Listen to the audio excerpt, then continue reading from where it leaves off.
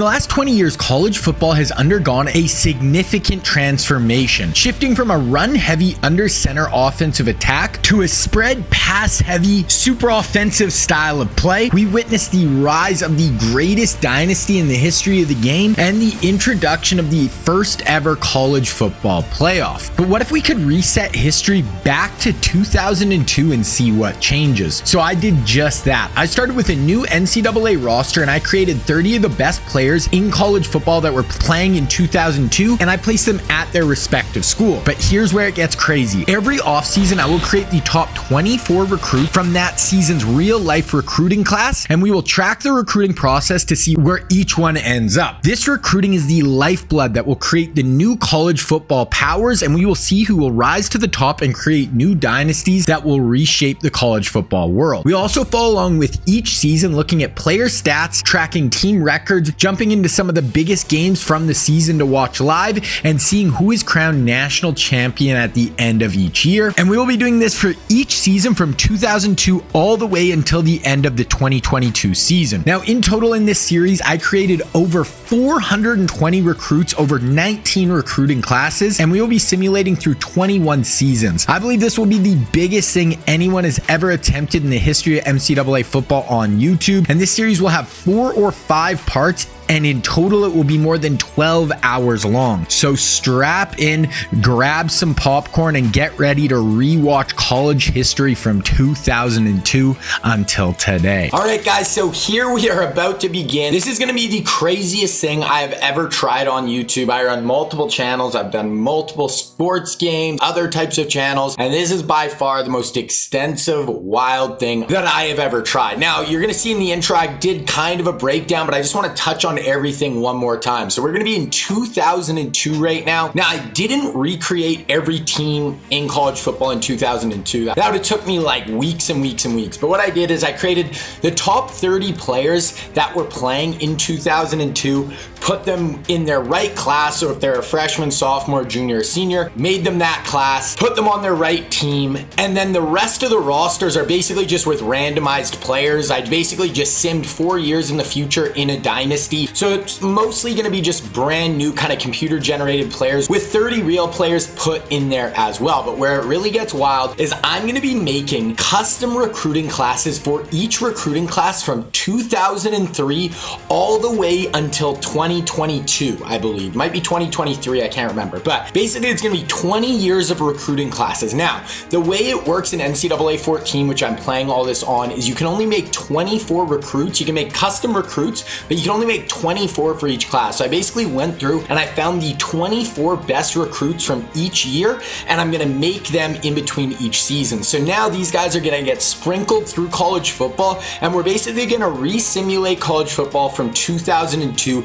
until now. We're gonna track where each player goes. We're gonna look at see who is the new dynasties, who's gonna go down as the greatest players of all time, and we are gonna just see who can come up with these recruiting classes that is the backbone of college football to really make the next great dynasties. There's going to be offensive linemen, defensive linemen, corners, safeties, QBs, running backs. I'm going to make them all so we can really just kind of recreate college football and really just give it a brand new slate on what we could see happen. So we're going to be starting in 2002. The 2003 recruiting class is absolutely insane. I'm going to get into it in a minute, but I just want you guys to use your imagination here a little bit. We have Reggie Bush in this recruiting class. He actually signed at USC, but what if he decided, I'm going to sign at Florida State? Then in 2005 or 2004, when Tim Tebow comes up for recruiting, what if he's like, oh, I'm also going to sign at Florida State, and Calvin Johnson is also in that recruiting class? What if he says, oh, I'm going to get recruited at Florida State? Now all of a sudden you have a Reggie Bush, Tim Tebow, and then they can recruit,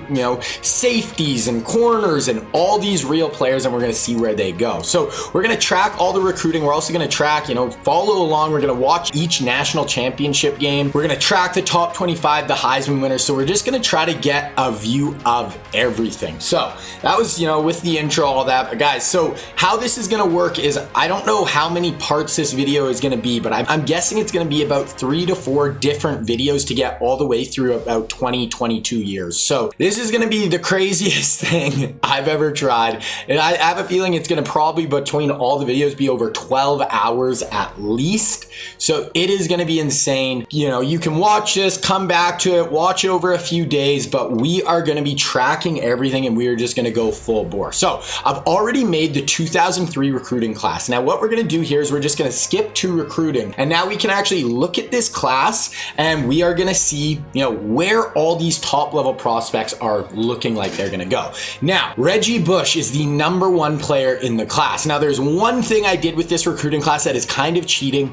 Vince Young was actually in the 2002 recruiting class, but I actually put him in the 2003 just so we could see what happens. He is the only one that I brought from one extra recruiting class forward, but everybody else is going to be in their normal recruiting class. So Reggie Bush is the #1 overall prospect. Then we have Dante Whitner, and okay, so Reggie Bush, we can also go in and we can, I'm going to have to go through this quick because there's going to be so many guys, so I can't look at everyone, but Reggie Bush, #1 player in the country, looking like he might go to Oregon State or Washington. Then we have Dante Whitner, a great safety who I believe did play at Ohio State, and he is aiming there a little bit as well. Then we have Greg Olsen, a great tight end for the Chicago Bears and the Panthers. He's looking at Penn State right now. Cedric Ellis, a D tackle, went to USC in real life. He's at A&M or SC right now. We have Michael Bush, a powerful, speedy running back, looking like Kentucky or Notre Dame. We have Lamar Woodley. We have Joe Thomas, a Hall of Famer, one of the best left tackles of all time.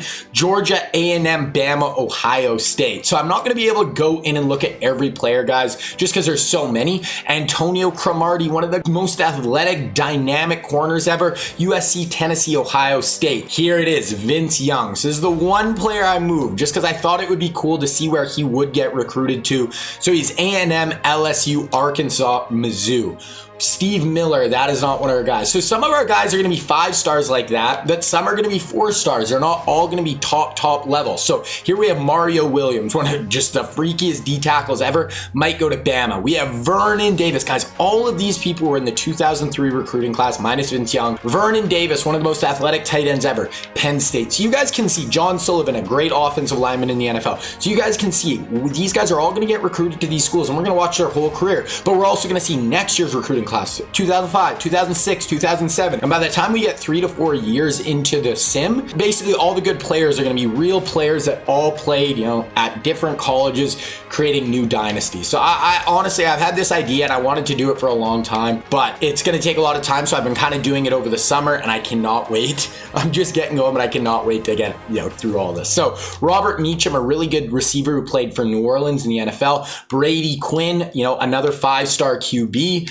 Dennis Dixon, a super speedy QB who was very good, went to Oregon. We have Ernie Sims, a super athletic linebacker looking like Alabama. Now, I don't know. I'd assume we have a few more guys, you know, 4 stars, 3 stars. But like I said, Jamarcus Russell, he's going to be a 4-star, 6'6", 258 pounds, Florida, LSU, Florida State. So we're not going to be able to go through, you know, and watch the whole recruiting process because we got to look at a bunch of other stuff. But we are going to be tracking all that. We're going to see who comes out with these great recruiting classes and then can build on it as the sim goes on. So now we're going to sim to the regular season, and then I actually want to look at kind of the top 25 and show you some of the players I created for this 2002 season. Okay, so yeah, first thing I want to do is I want to look at I'm going to go sort in the all teams, and I'm just going to show you some of the guys I made. So I think I made 30 guys overall. Some people like this Thomas Castellanos. I simmed 4 years. He might be a real person or it might be a computer generated, but we do have guys like Ben Roethlisberger at the University of Miami, Ohio. Now I actually ran out of room. It wouldn't let me put the R on the back of his name. His name is too long, but there we go. We have Big Ben. We have Eli Manning at Ole Miss. We have, this is all just QBs. So we'll go Byron Leftwich, Phillip Rivers, Jason White. So I think those were the QBs I made. There might be even one more, but those were the big ones. So some really high level QBs. I don't know if I have, Larry Johnson, crazy running back at Penn State, and I made them all their right class. So Larry Johnson is a junior, so he's going to be back next year. If we look at some of the QBs, Roethlisberger's only a junior, Eli's only a junior, so a lot of these guys could be back.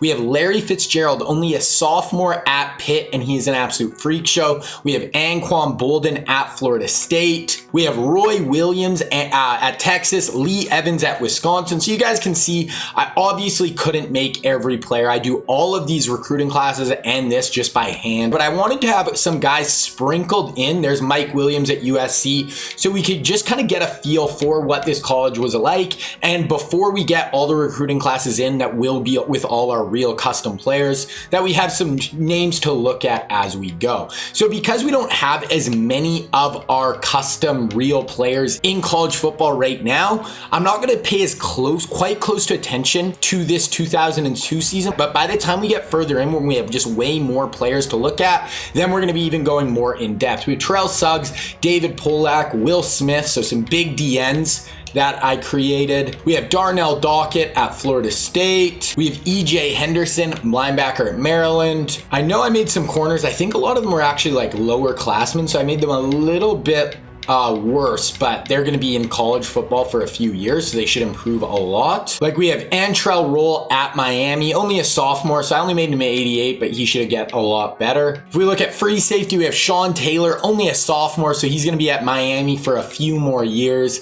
Absolute freak. And Troy Polamalu and Roy Williams, two senior safeties, but very, very good at Oklahoma and USC. So as you can see, guys sprinkled throughout college football, but it is a lot of kind of just, computer generated players. But as we get going, it is just going to be our guys everywhere dominating. So Bama, A&M, Penn State, Ohio State, North Carolina, Georgia, those are the top teams. But like I said, we don't really know these players very well. So a big thing I'm going to be doing for the first 2 to 3 seasons is really focusing on the recruiting. But as we get further along, we will be really dialing in on, the season and really looking at the storylines, top 25, who's our good players from our recruiting classes that are really dominating and leading teams to great records. Okay, we're going to sim to about the halfway point, and then we're going to look at the recruiting, we're going to look at the top 25, we'll look at some stats. All right, so we're in about week 8 right here. We're going to look at recruiting. We're going to see where these big time players in the 03 class are looking like they might end up. So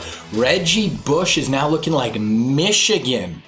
I actually love that fit because they love to run the ball. Obviously, I didn't change the coaches and stuff, so right now they have Jim Harbaugh going to run the ball. Dante Whitner looking like the Ohio State. Greg Olson going to Penn State. I actually like that fit. Cedric Ellis looking like Bama. Michael Bush looking like Louisville, which I think that's where he went in real life. Lamar Woodley jumps from Michigan to Ohio State.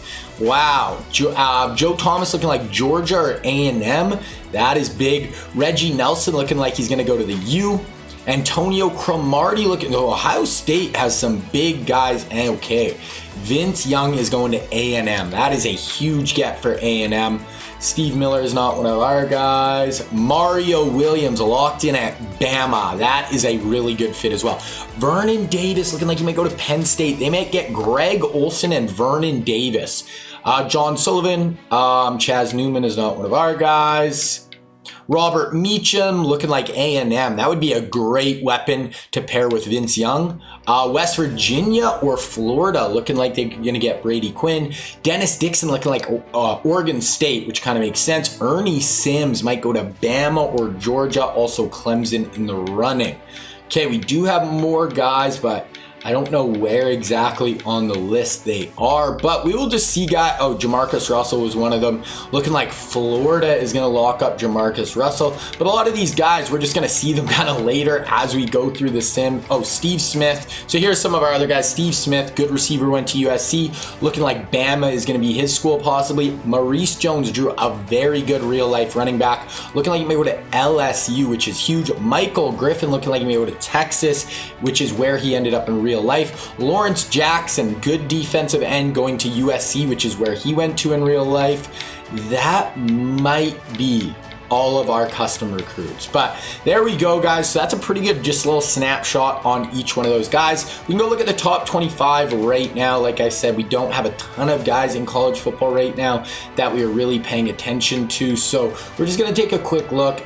gonna go kind of these first 2 seasons kind of quick through it, but once we have Reggie Bush, Mario Williams, Vince Young, all these guys, we're really gonna be dialing in on those players.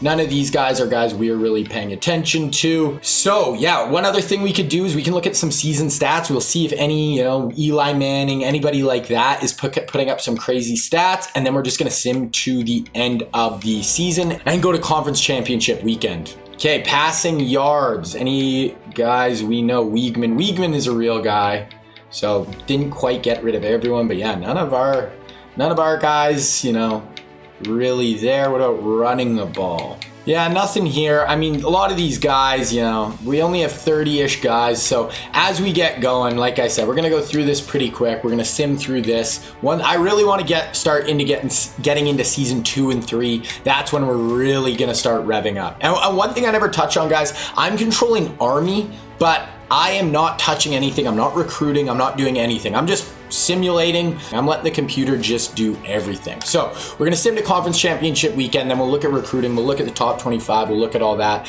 I don't think I'm going to watch any games from this sim as well, this season 1. But as we start getting into season 2, season 3, and especially 5, 6, 7, 8, I'm going to be watching, at least for sure the national championship game every year, and usually at one of the best maybe conference championship weekend games as well. So if there's an SEC championship or ACC championship game that looks really good, we'll hop in that, and for sure the Natty as well. So we can see some of these games, some of these guys actually playing. All right, here we are in conference championship weekend. We're going to go quickly look at recruiting really quick again. Just kind of see. So yeah, Reggie Bush goes to Ohio State. Ohio State might have had just an insane recruiting class. Dante Whitner flips to Notre Dame. Olsen, Penn State. Cedric Ellis, Bama. And Bama also got Mario Williams. So they're building an insane D-line. Michael Bush, Louisville. Lamar Woodley, Ohio State. Joe Thomas is looking like Georgia or maybe Bama, but he's looking like Georgia. Reggie Nelson going to Florida State. Antonio Cromartie going to the Ohio State. They have 3 or 4 of the top 10 players, including the number 1 player in the country. Vince Young, A&M, which we knew. Those guys are not our guys. Mario Williams, Alabama. Vernon Davis is looking like Penn State. They're getting the 2 best tight ends in the class. And Georgia is getting the 2 best offensive linemen in the class. Robert Meacham is going to A&M, which I really like. That's going to be a really nice weapon for Vince Young. Brady Quinn is going to Florida. Dennis Dixon is going to Marshall. Okay, so a late flip. Ernie Sims is looking like Georgia, Bama. Just neck and neck right there. Jamarcus Russell is going to Florida. So it's going to be a Jamarcus Russell, Brady Quinn QB battle at Florida. So that is definitely interesting. We'll have to see how that shakes out. Steve Smith is looking like Bama, but maybe Notre Dame. Maurice Jones-Drew locked in at LSU. I like that fit. Michael Griffin going back to Texas like in real life. Lawrence Jackson going back to USC like real life. Might be missing 1 or 2 guys that are lower 4 stars, but that class is, there's a few guys still left out there, but that is looking like where all the guys are going to end up. Okay, so we're going to advance. Actually, we're going to look at conference championships. We'll look at top 25. So top 25, we have the Ohio State. So they're a number 1 undefeated team in the country, and I would have to guess they have the number 1 recruiting class right now. They look absolutely freaking stacked. A&M 12-0, and they are bringing in Vince Young and Robert Meacham, which is really, really good. So that's kind of where everyone is sitting. Yeah, I'm going to keep simming through here. Like I said, guys, I just really want to get to where we have more of our guys in college football. So we're just going to go to bowl season. We'll look at kind of who's in the Natty. We'll look at some of their rosters, and yeah, because I don't think any of our guys like Eli, any of those guys are really doing much this year. So there won't be really much for us to look at. So Devin Brown, I'm guessing from Ohio State, senior quarterback, wins the Heisman. So Ohio State, if they have a QB next year, they're bringing in an insane recruiting class. Okay, we're gonna go look at bowl games here. So scores and schedules. Just look at the Natty, some of the bigger bowls. So Baylor versus Ohio State. So Ohio State is trying to put their mark on this season. Wow. I might go look at Ohio State's roster just to kind of see what they're bringing to the table next year because might be the national champions with the best recruiting class in the nation. So this is 2002, obviously going to work out different because they're not the real rosters from 02, but as we get the recruiting classes going, it is going to start feeling more and more like, the college football we remember in 2003, 2004, 2005. Their team's good, but they're not stacked. They have a lot of seniors. Okay, so all their best. They have a few juniors, but a ton of really good seniors, a senior running back, senior middle linebacker, and a senior QB who are really running the show. But this great, just star-studded recruiting class coming in, which is crazy. Okay, we're going to advance a week. We're going to go to the end of the season here. We're going to look at who won the Natty. We can look at some of the stats. And then we're going to get into the offseason. We're going to see who had the actual #1 recruiting class. I think there is recruiting rankings we can look at for actually what teams did the best. Then I have to actually, in between each season, I have to take about 3 hours and remake each recruiting class. Not 3 hours, maybe 2 hours it takes me to make each one. So I got to stop the video, make a new recruiting class, and then I'm just going to get into season 2. Okay, I accidentally simmed past the national championship, but that is fine. We're really trying to focus on where we're going to be here in a little bit. So we're going to sim to the recruiting. We'll go back and we can see, I'm pretty sure Ohio State would have won that, but maybe Baylor took home the Natty. But we'll go back and look. Okay, so this is kind of the end of the road for a lot of these guys. Most of them are already signed. We have Joe Thomas. We have a few guys still out in the ether. Vernon Davis, really looking like Penn State. Okay, so we're gonna have a pretty good idea here. I wanna go look at the top classes and see where the teams sit. So I'm not recruiting anything for Army, so obviously. So Ohio State is the #1 recruiting class right now. 4 5-stars, 7 4-stars, and a few 3-stars. Only 16 players signed, but some absolute beasts. Then we have Texas, then Texas A&M, Notre Dame, Bama is rounding out the top 5, Clemson, but these are not obviously final. So we're gonna go to National Signing Day right now, and we're gonna look at the top classes, and if we go to #1, it is actually Texas. They were able to surpass the Ohio State as the #1 recruiting class in the nation. We can actually see Ohio State did finish 14-0, win the national championship. Like I said, we're going to be paying much more close attention here coming up. I just wanted to get through that first season. Texas does take it though. They're actually able to get 1 more 5-star as well. So we can actually go in and look. I don't know, other than Michael Griffin, who's actually a 4-star, he was the only one of our guys that Texas signed. A lot of their other 5-stars were actually kind of the computer generated guys. But if we look at Ohio State, they were able to get Reggie Bush, Lamar Woodley, Antonio Cromartie. That were actually our guys. If we go to Texas A&M, they got 3 5-stars, 2 of ours, Vince Young and Robert Meacham, which should be a dynamic duo for them. USC was actually the 4th recruiting class, but they did not get any of our guys. I don't think. Oh no, they got Lawrence Jackson, 4-star defensive end. Go to Bama. They were able to get 3 5-stars with 2 of them along the defensive line, Cedric Ellis and Mario Williams, which should be absolutely dynamite for them on the inside. Dante Whitner and Vernon Davis ends up going to Notre Dame, which I'm actually happy about. I didn't really want both our tight ends to end up at Penn State. Georgia comes in, they get 3 good 5-stars, all of our guys. So Joe Thomas and John Sullivan to lock down the interior and the O-line, and then Ernie Sims, maybe the best linebacker in the entire class. So those were kind of the big recruiting classes. Getting most of the 5-stars were those guys right there. And then, other than that, it was just like a few sprinkled in. I don't think anyone else got more than 1. So that is the final recruiting rankings. That is basically going to wrap up year 1. But now all of these guys are going to be going into college. We're going to take a look at that. I'm going to make the 2004 recruiting class right now. And next year, we're going to be taking a lot closer look at the season. And so there it is, guys. 2002 season wrapped up, but we're only going to get wilder and crazier from here. All right, guys. So here we are at the start of season 2. This is going to be the 2003 season in college football and the 2004 recruiting class. So that is what we're going to be getting into now. I just created the recruiting class, so we are just going to hop in and look at this. And you're going to see once we start getting more and more of these recruiting classes, it's all just going to kind of build on each other. And this one I actually sorted by position. So I'll make sure we touch on every one of the guys. And This has two of the absolute greatest players ever at the top. They're 1 and 2 in the recruiting class in Calvin Johnson and Adrian Peterson. But we're actually going to go through by position here. So we have 2 quarterbacks in this recruiting class that we're going to really be looking at. It is going to be Pat White, the West Virginia legend, is actually going to be the #1 quarterback recruit overall. He is a 5-star, looking like Penn State, Boise State, maybe Ohio State. Then we have one other, and it's going to be 4-star Chad Henne, who also is leaning Penn State, looking like he's definitely going to stay in kind of the North Big Ten kind of areas. So that's the 2 QBs. Then if we go to running back, we have 2 5-stars, #1 and #2 in the class, and 2 of the best running backs of all time.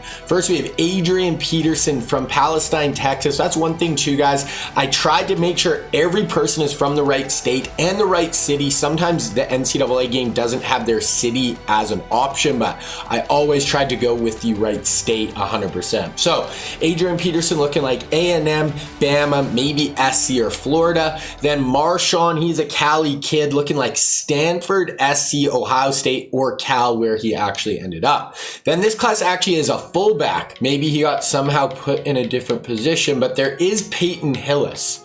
So I don't see why he wouldn't be at least a 4-star. Oh, wow. So somehow he's a 2-star, but he's like an 83 overall. So whoever gets him is actually going to get a stud at fullback. If he goes to Texas, that is a big get for Texas. Even though he is only a 2-star, he's actually a lot better than that. Okay, we go to wide receiver. #1 in the class, Calvin Johnson, freak show, 6'5", from Georgia. Looking like Bama, Georgia are the 1-2 teams. Maybe Notre Dame or Florida as well. Then second best receiver in the class, we have Ted Ginn from Ohio. He went to Ohio State real life. Here he's looking at Illinois, Michigan State, Ohio State, West Virginia, Bama.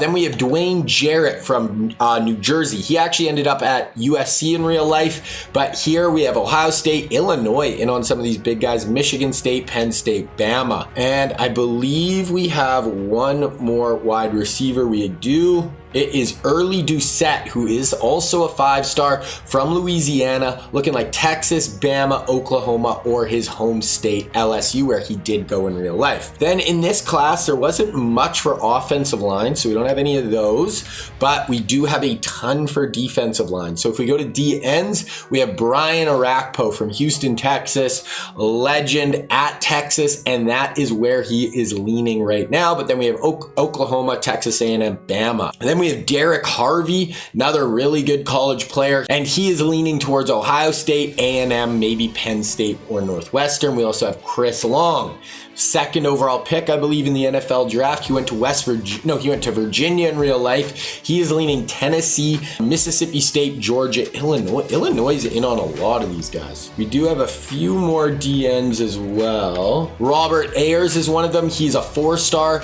looking like Alabama, Ohio State, Oklahoma. And we have the big man, Calais Campbell from Denver, Colorado, and he's looking like Bama, Ohio State, Oklahoma, USC.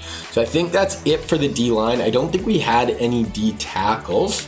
Oh, Glenn Dorsey. Okay, I don't know why he wasn't on my list here, but Glenn Dorsey, excellent defensive tackle from Louisiana. He's looking like Texas, Bama, or LSU, where he did end up in real life. Okay, if we go to linebackers, we have Lawrence Timmons. This is a Pittsburgh Steeler legend. He's leaning towards Texas, Oklahoma, Michigan, or Nebraska. Then if we go middle linebackers, we have Keith Rivers, who went to USC in real life. He is leaning towards Florida, Miami, Bama, Florida State, Georgia.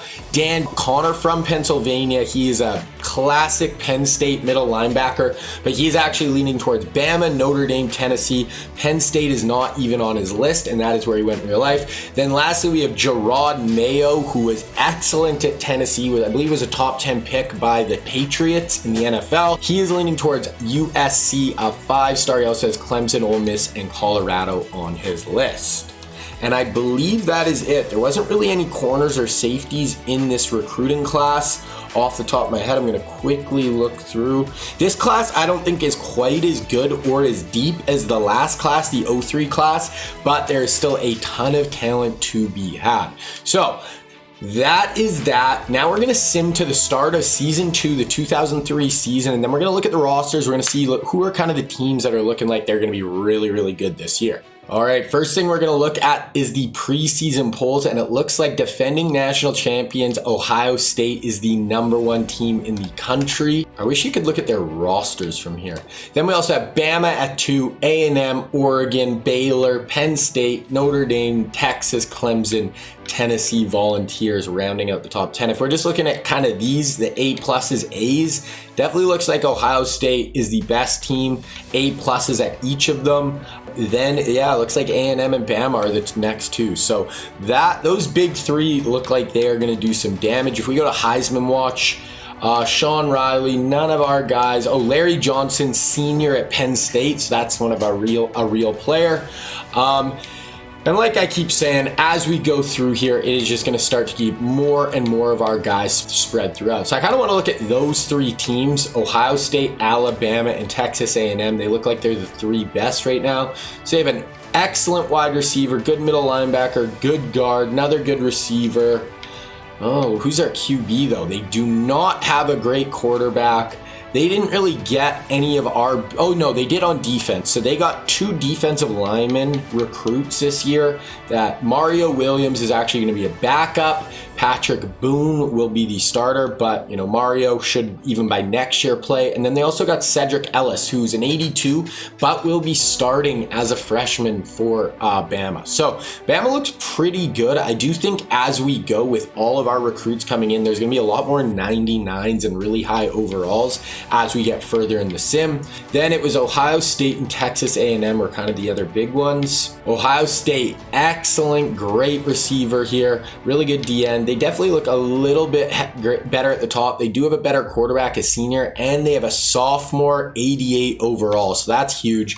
Then if we look at running backs, they got Reggie Bush as a freshman. He could even start. It's going to be between him and this James Lawrence to be starters. Then if we go to corners, they also got Antonio Cromartie, who actually is going to be maybe their starter or at least their nickel back this year, which is crazy. He's an absolute freak, 6'2", 96 speed, and they have a guy with 99 speed, a white boy with 99 speed. There we go. And then they also have Lamar Woodley, who's going to start. So they have a 3 just super impact freshmen who really should make noise for Ohio State and look like they're top to bottom, maybe the best roster in the country, trying to go back to back. Then we have A&M. They don't have those high 99 overalls, look like pretty solid throughout. And Vince Young is actually going to be the backup to Vernon Lee. But Lee is only going to be here for 1 more year, and then that should just open the door for sophomore Vince Young to step in and just be an absolute beast. So that'll be cool to see. Then we're going to look at the rosters a little bit more. I just want to look at kind of all teams, look at just kind of some of the highest overall players. So if you go QB, we have Ben Roethlisberger, Phillip Rivers, Jason White, Eli Manning, all real guys, some of the best quarterbacks in the entire country. Who is this guy? Chris Myers. Senior quarterback, 6'4" for Georgia. Okay, that could do some damage. We also have Steven Jackson at Oregon State, Larry Johnson, Cedric Benson, and Willis McGahee. So some really good running backs there. Look at wide receiver. We got Anquan Bolden, his senior year at Florida State. We have Larry Fitzgerald, his junior year at Pitt. Roy Williams, his senior year at Texas. Mike Williams, his junior year at USC. One other thing, we'll quickly look at USC after because there is one guy I made as well. David Pollock and Will Smith right there for defensive end. None there. Defensive tackle. We did have Buddy who went to Florida State, but he might have graduated by now. Linebacker, not there. No middles anymore. Some of these guys are going to graduate after last year as well. Corners, we had some really good young corners, but I was having trouble finding them. So Antrell Roll right there, he went up to a 92. D'Angelo Hall is another one from Vaugh Tech. So he's only a sophomore. He's a freshman last year. He's 98 speed, 89 overall. Very, very good. Yeah. And then we have safeties. We have Sean Taylor is still here for his junior year, 6'3", 97 speed. Then we had 2 other good safeties. We had Polamalu and Roy Williams, who both graduated. One other thing, wanted to go to USC. So I made Matt Leinart as well, and he was only a freshman last year. So he wasn't in the recruiting class, but they redshirted him, and he went up to a 94. So they have redshirt freshman Matt Leinart as their starter this year, along with Mike Williams. So USC low-key could do some damage too. You just add those two together. It's too bad, you know, they didn't get Reggie Bush or anything like that, redo their thing, but, you know, they have some good players here. I would watch out for USC low-key as well. So that's kind of where everyone is sitting, guys. We're going to sim to week 8 here, and then, or week 9, we'll sim through week 8. And then we're going to look at recruiting, look at the top 25, look at some of the stats, see where everyone's sitting. All right, so here we are in week 9. We're going to go back through our prospects and kind of look where each one of these guys is looking. All right, so we're going to start with QBs. We have Pat White, and it is looking like Florida State is in a pretty commanding lead. I hope he doesn't go to A&M because he'll end up just backing up Vince Young his whole career. Then we have Chad Henne, who locked into Penn State. I could actually see Chad Henne at Penn State. That kind of makes sense to me. So I'm good with where those guys are leaning. Adrian Peterson is leaning USC pretty commandingly, which is very interesting because they do have Matt Leinart, but instead of getting Reggie Bush, they might get Adrian Peterson, which would be crazy, and Marshawn Lynch. If they get AP and Marshawn Lynch, I don't even know what to say. I kind of hope one of them ends up going somewhere else, like Alabama, Georgia, whatever, but wow, that would be absolutely insane. If we go to fullback, our boy, still a 2-star somehow, looking like Texas or Tennessee. I mean, he's going to be a pretty freaking good fullback, so whoever gets him, that's going to be dope. Calvin Johnson is leading pretty heavily to Notre Dame. Florida and Alabama look like they have an outside chance, but Notre Dame, I'm not sure about that one, but there you go. And we have Ohio State is looking like they're going to get Ted Ginn Jr. back to his real alma, and they might get Dwayne Jarrett. So far, Ohio State is looking like an absolute just recruiting factory. If they get Reggie Bush, Dwayne Jarrett, and Ted Ginn Jr. within, 2 years of each other, that threesome on offense is going to be absolutely insane. And they're getting the number 1 tight end. I don't even know if we actually went over him. We might have forgot to go over him. We did. We forgot to look at the tight ends. There's actually 2 good tight ends in this class as well. So we have Fred Davis, who's leaning pretty heavily Ohio State. Then we also have Zach Miller, who is locked in at USC. So USC and Ohio State are absolutely killing it in this recruiting cycle so far. Then we have Brian Arakpo going to his real school, Texas. Makes sense. Then we have Derek Harvey, who's looking like he's going to end up at UCLA. Chris Long looking like a Georgia Bulldog. I could definitely see that. Robert Ayers is looking like he's going to become a Michigan man from South Carolina going to Michigan. Interesting. Then lastly, we have Calais Campbell, who spurned Alabama and Ohio State to go to Tulsa. Interesting, Calais. Okay. Glenn Dorsey is looking like he's going to end up at Texas, maybe OU or A&M, which would be pretty wild.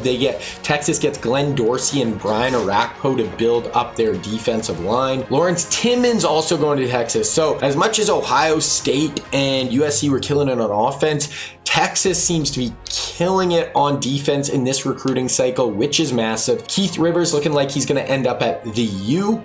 Dan Connor looking like he's going to be Bama or Tennessee. Gerard Mayo is looking like SC, so SC, very, very good. And they ended up, I don't know who this guy is, but another 4-star linebacker for SC. So that is kind of the recruiting class. That is where everyone is kind of leaning of our guys. Okay, now we're going to look at the top 25 here, look at the polls, see how those top teams are doing. So Texas, actually 6-0, and they're 99 across the board. We're going to have to check out their roster a little bit. Ohio State ended up losing a game. Bama lost. Georgia lost. A&M was the other team up there, and they must have lost it. Okay, yeah, they lost 3 games. So A&M is totally out of the equation. I said low-key, look out for USC, and they are 5-1. So we have a ton of 5-1 teams right now. Texas is 6-0. Maybe I want to go look at let's look Heisman watch really quick. This Chris Myers. Okay, I want to go look at this guy too. 99 overall. He's in 6'4" with 94 speed. He's already got 500 yards rushing so far this year. Okay, so if Georgia is able to make some noise, he is going to be a huge reason why. I want to kind of go look at just the Georgia and Texas rosters. Maybe those guys, Texas is undefeated. Wow, okay, so Texas, yeah, I forgot. They have Cedric Benson leading the charge. Oh yeah, they also have Roy Williams. So they have Do they have a QB? Because if they do, they have a 9. Okay, so we didn't really look at Texas before the year, but this really makes sense. They have a 96 QB, a 99 receiver, and a 99 running back with Roy Williams. Wow, 650 yards so far. What is Cedric Benson doing? He's probably putting up some stats. 626 yards already. Yeah, so this all makes sense. Yeah, Texas looks like they could just steal this all. They actually look better than Alabama. Yeah, I don't know why preseason they weren't getting the love, but this team is low-key kind of stacked. Texas might be back, ladies and gentlemen.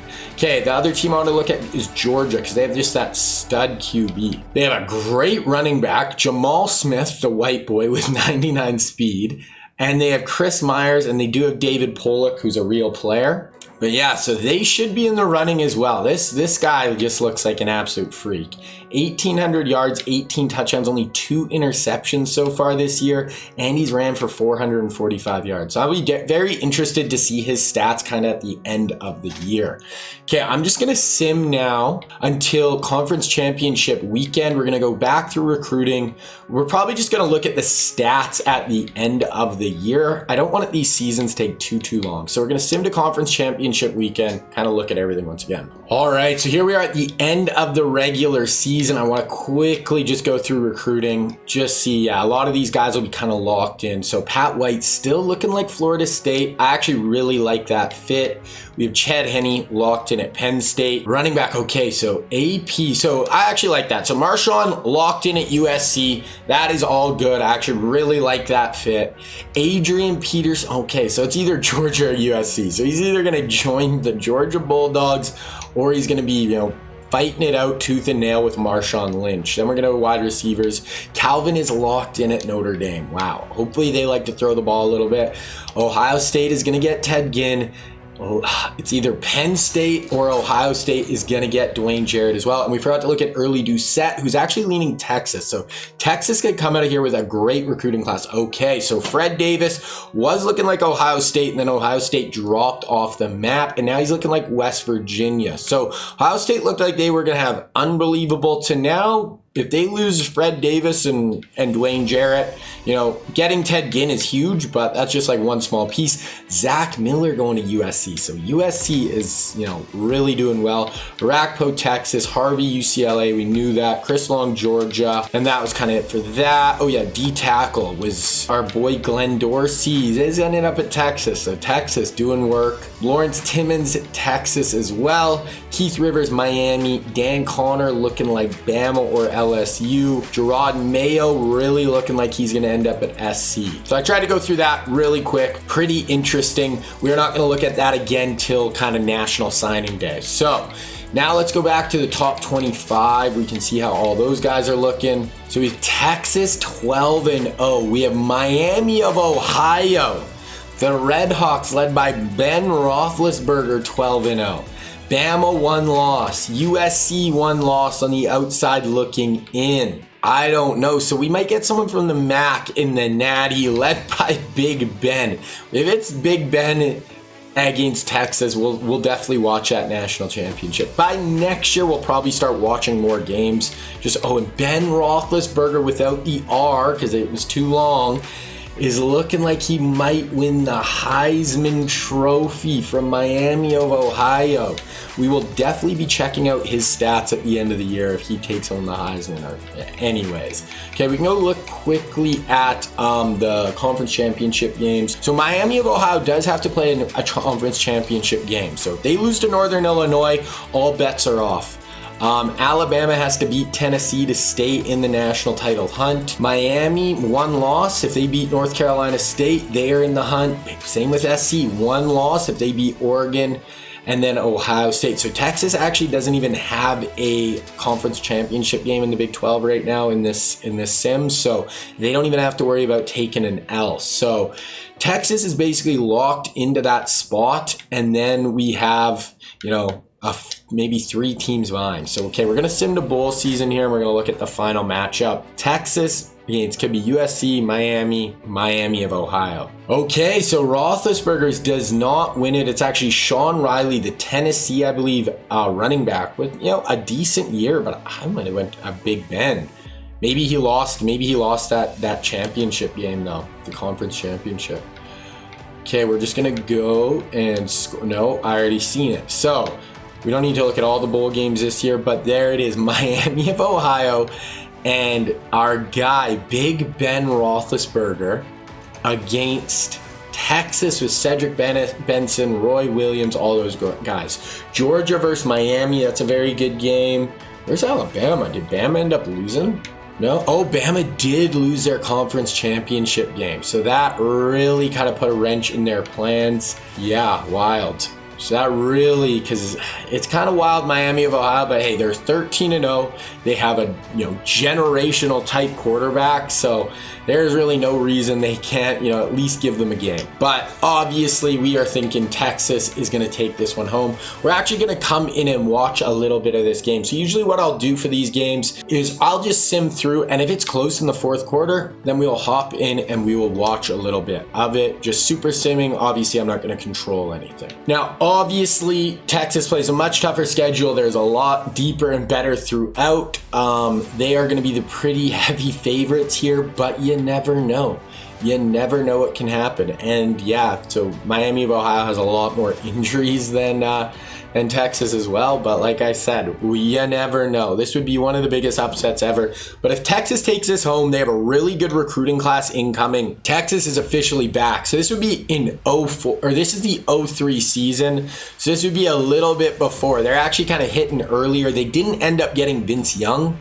Obviously, though, he went to A&M. So they just got to keep recruiting and, doing what they need to do, even though they don't have that generational quarterback. Okay, so we simmed through quarter one. It is 2-0 Miami of Ohio.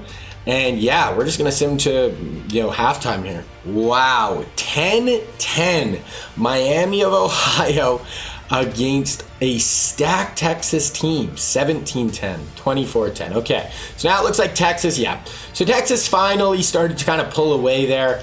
That is okay, though. Miami of Ohio at least was in the game. They didn't embarrass themselves. They came to play. They were tied at halftime, but this Texas team was just too much to handle, and they are going to take this one. I wasn't expecting a ton from this game, but we will get some crazy games, guys, where we're going to actually get on the field and watch them. Craig Collier, his senior year, leads him to a national championship. Cedric Benson ran for 160 yards as a senior. Roy Williams is a senior as well, had 99 yards receiving.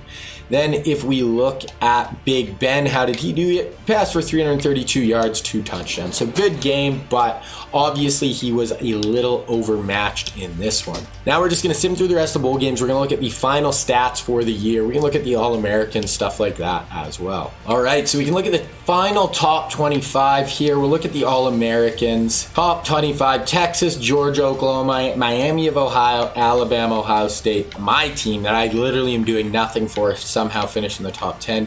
USC finished with 2 losses, but a lot of those teams are bringing in really good recruiting classes for next year. If we look at all Americans, Big Ben, Ryan Manning, those are the only guys really of ours. We go to second team.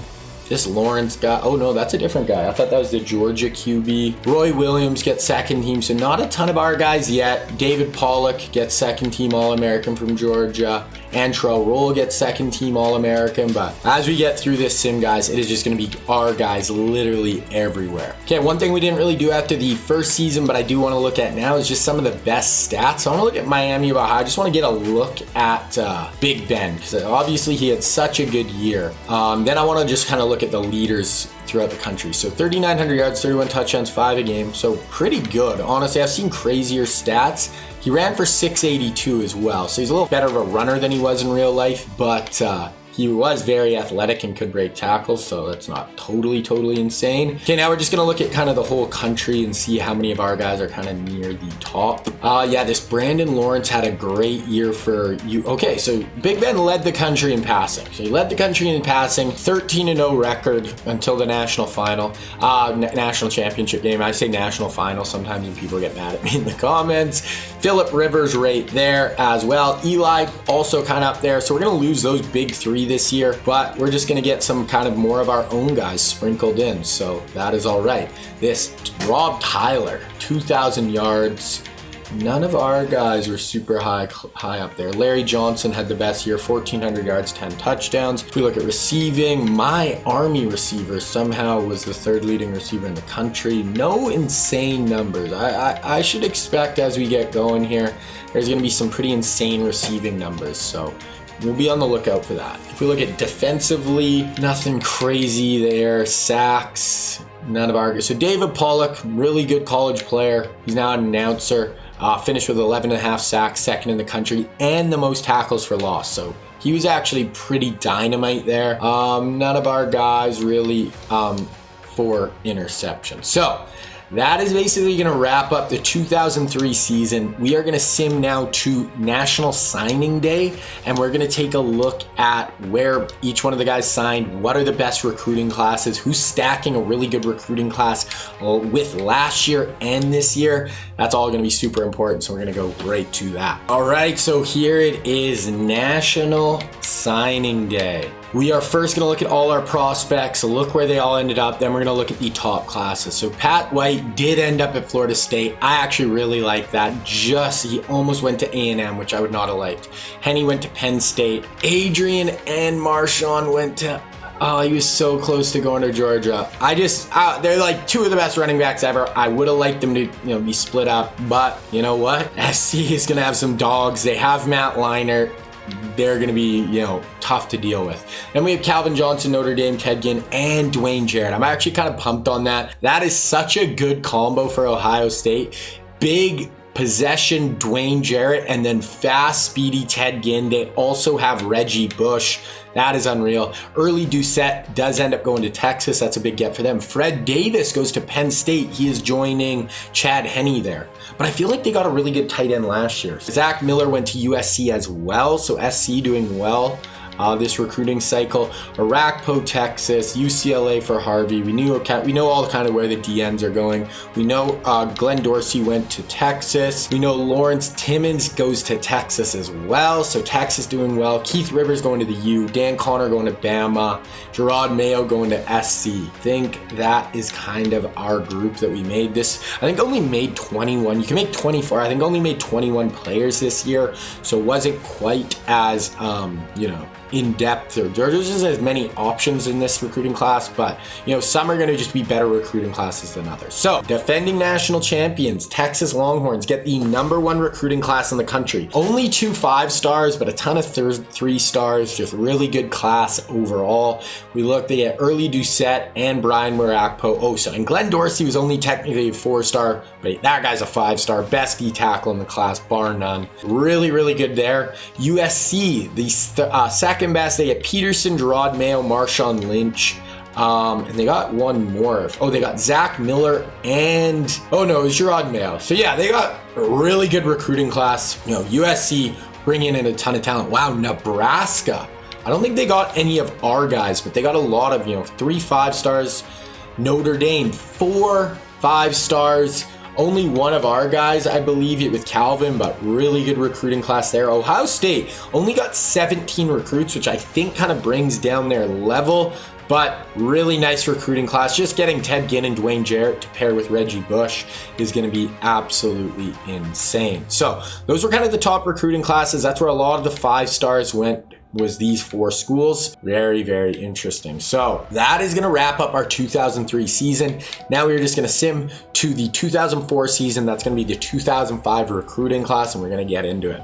All right, so here we are. We are starting the 2004 season. So that is going to give us the 2005 recruiting class. Now we are really starting to come together a little bit here. This will be our 3rd recruiting class through 3rd full season. So we're going to just start getting more and more of our guys in here. So this is a pretty good recruiting class. Still think 2003 was probably the best one we've done so far, but this one is very, very good as well. I think I did 21 players for this recruiting class. All right, so we'll start with all prospects here. So the #1 prospect in the class is Deshaun Jackson and Mario Manningham, Ray Rice. So I don't think overall wise, There was definitely a guy higher than Deshaun. There's a few, but right now he's ranked the #1 player in the class. Obviously a dynamic college football player. Okay, so we're going to start with QBs, and the #1 QB prospect right now of our guys is Mark Sanchez. He is from California, and he is leaning towards USC, and that is where he went in real life. Then our other big recruit is Chase Daniels. Now these guys are both going to be 4 stars. He's leaning Texas,